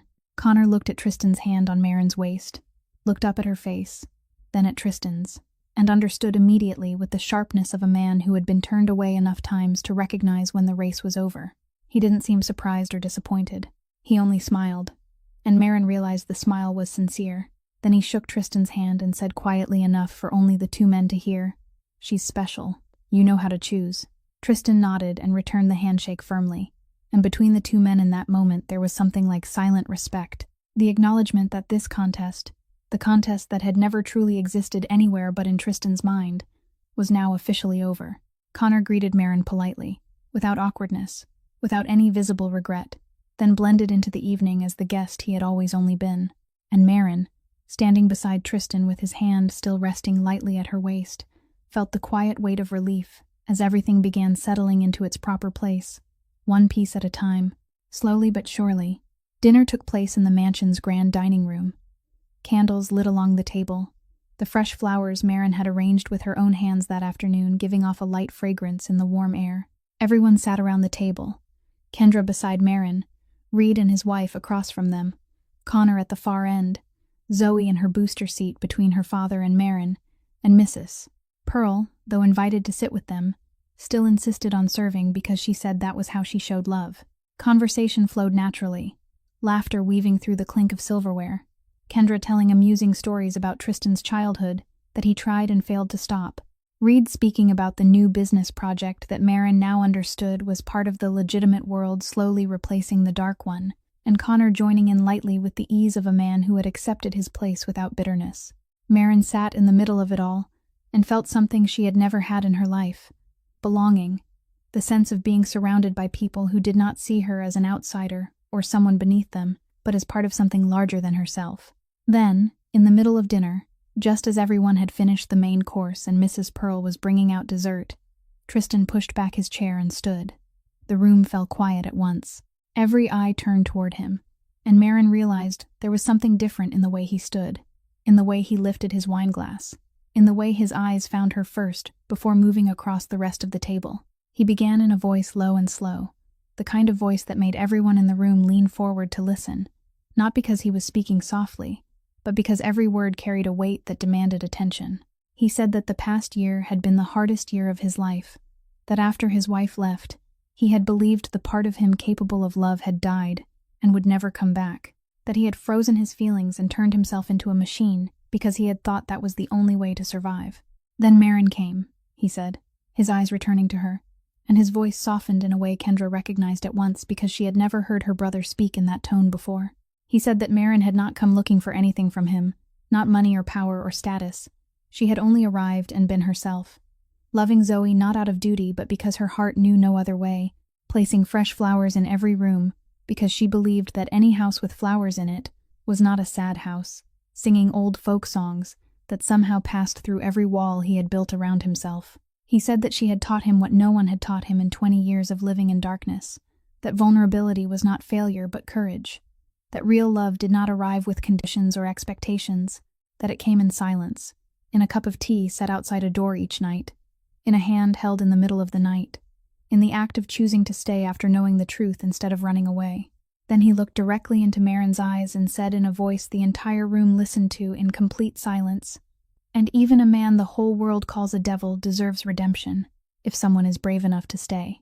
Maren felt tears running down her cheeks and could not stop them, did not want to stop them, because these were not tears that needed hiding, but tears worthy of being seen. Then Tristan set down his wineglass on the table, and instead of sitting back in his chair, he walked around the table and stopped in front of Maren. Kendra drew in a sharp breath. Reed reached for his wife's hand. Mrs. Pearl lifted a hand to cover her mouth, and Tristan knelt before Marin, one knee touching the floor, his hand slipping into the pocket of his suit jacket and drawing out a small dark blue velvet box she had never seen before. He opened it, and inside was not a newly purchased engagement ring from some luxurious jeweler he could easily afford.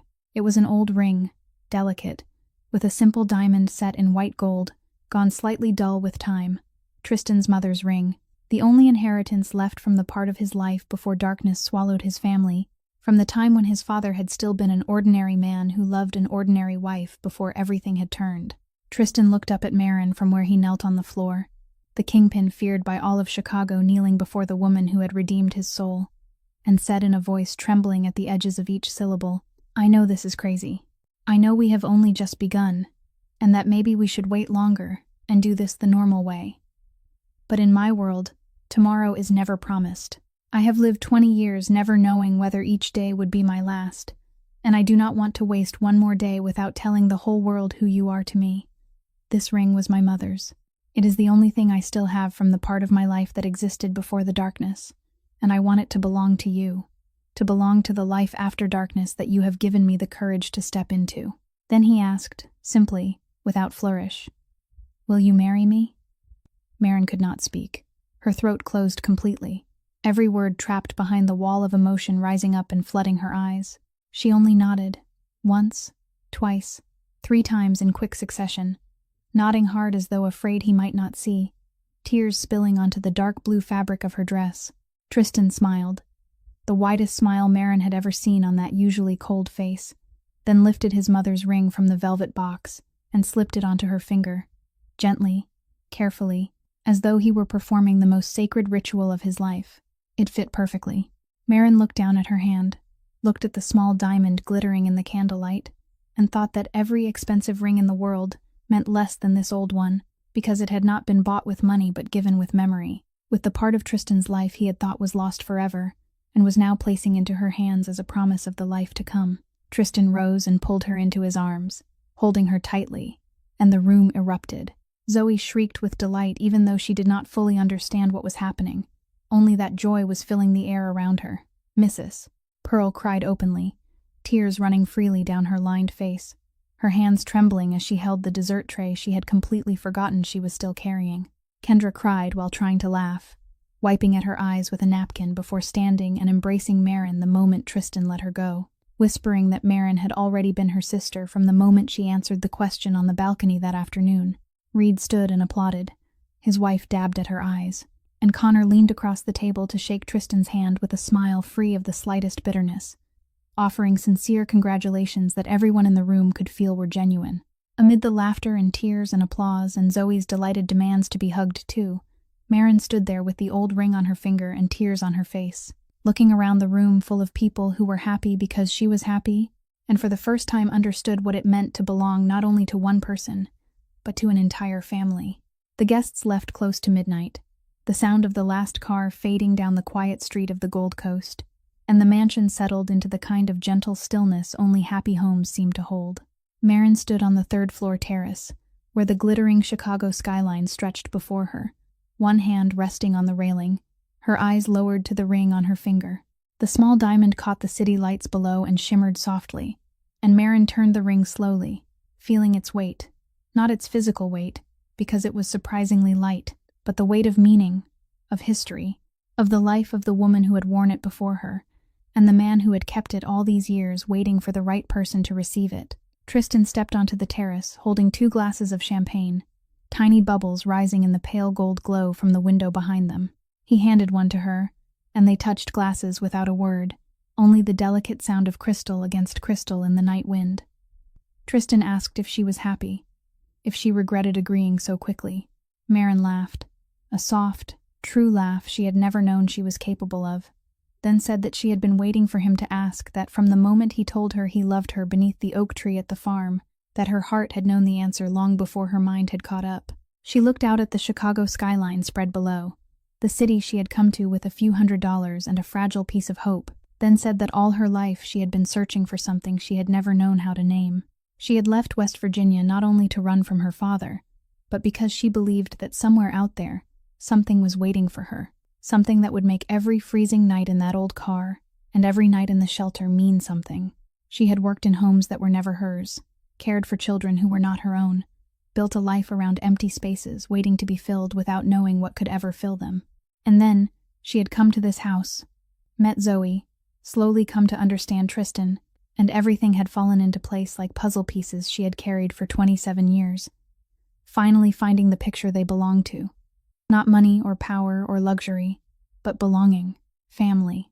A love that felt like solid ground beneath her feet, instead of the quicksand she had been standing on her entire life.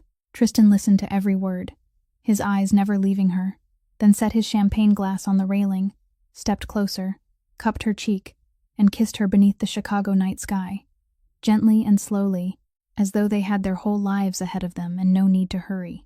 When they parted, he rested his forehead against hers and said that he would spend every remaining day proving worthy of the choice she had made, that he knew he wasn't perfect, and perhaps never would be, but that he would try, every day, without fail. Then he added, his voice carrying the weight of an oath, "I will leave the darkness behind. I'm already doing it, because for the first time in 20 years, I have a reason to want to see tomorrow."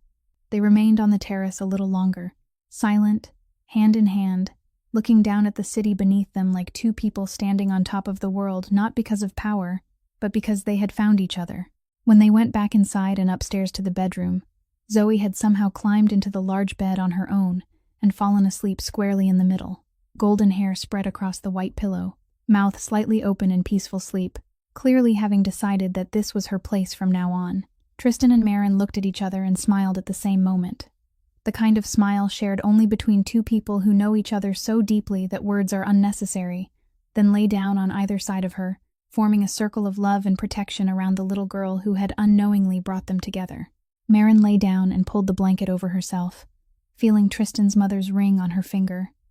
An inheritance from the life before darkness, now belonging to the life after darkness, a bridge between past and future, between loss and hope, between the darkness the Cole family had walked through and the light they were now stepping toward. Tristan's arm reached across Zoe's sleeping body and found Maren's hand, their fingers threading together above the child, joining three people into one.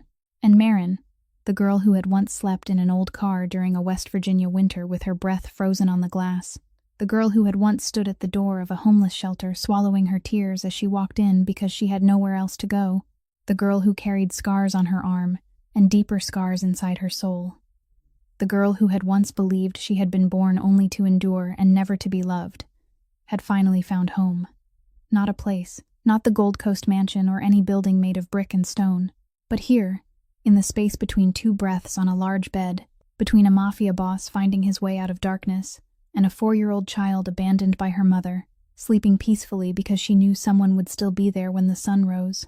3 broken pieces from 3 different stories, one from domestic violence, one from the darkness of power, one from abandonment, fitting together perfectly in a way no one had planned, but fate had arranged. An imperfect family, built from scars and darkness and brave choices, but beautiful in a way perfection could never be, because it was real. This was home, and this was forever. This story reminds us that real love does not come wrapped in perfection, that sometimes broken pieces we think have no value left can fit together to create the most beautiful picture, and that no matter how dark the past may be, every person deserves to be loved if they are brave enough to open their heart and receive it. Life outside the story is the same. Each of us carries our own scars. Each of us has nights we think we cannot survive, but all it takes is one hand reaching out at the right moment, one warm cup of tea left outside a door, one promise faithfully kept, and everything can change. If this story touched your heart, please give this video a like, so I'll have more motivation to bring you even better stories each day. Share this video with someone you love, because sometimes a story can say the things words cannot. And if you haven't subscribed to the channel yet, subscribe now so you won't miss the next moving stories. I would truly love to know how this story made you feel, whether you saw yourself in Maren, or in Tristan, or in any of the characters at all. Please share what your heart felt in the comments below. I read every comment and treasure every word you send. Wishing everyone watching this video good health, a joyful life, peaceful days, and that you always find your own home, wherever that home may be, or beside whomever it may be. Goodbye, and I'll see you in the next video.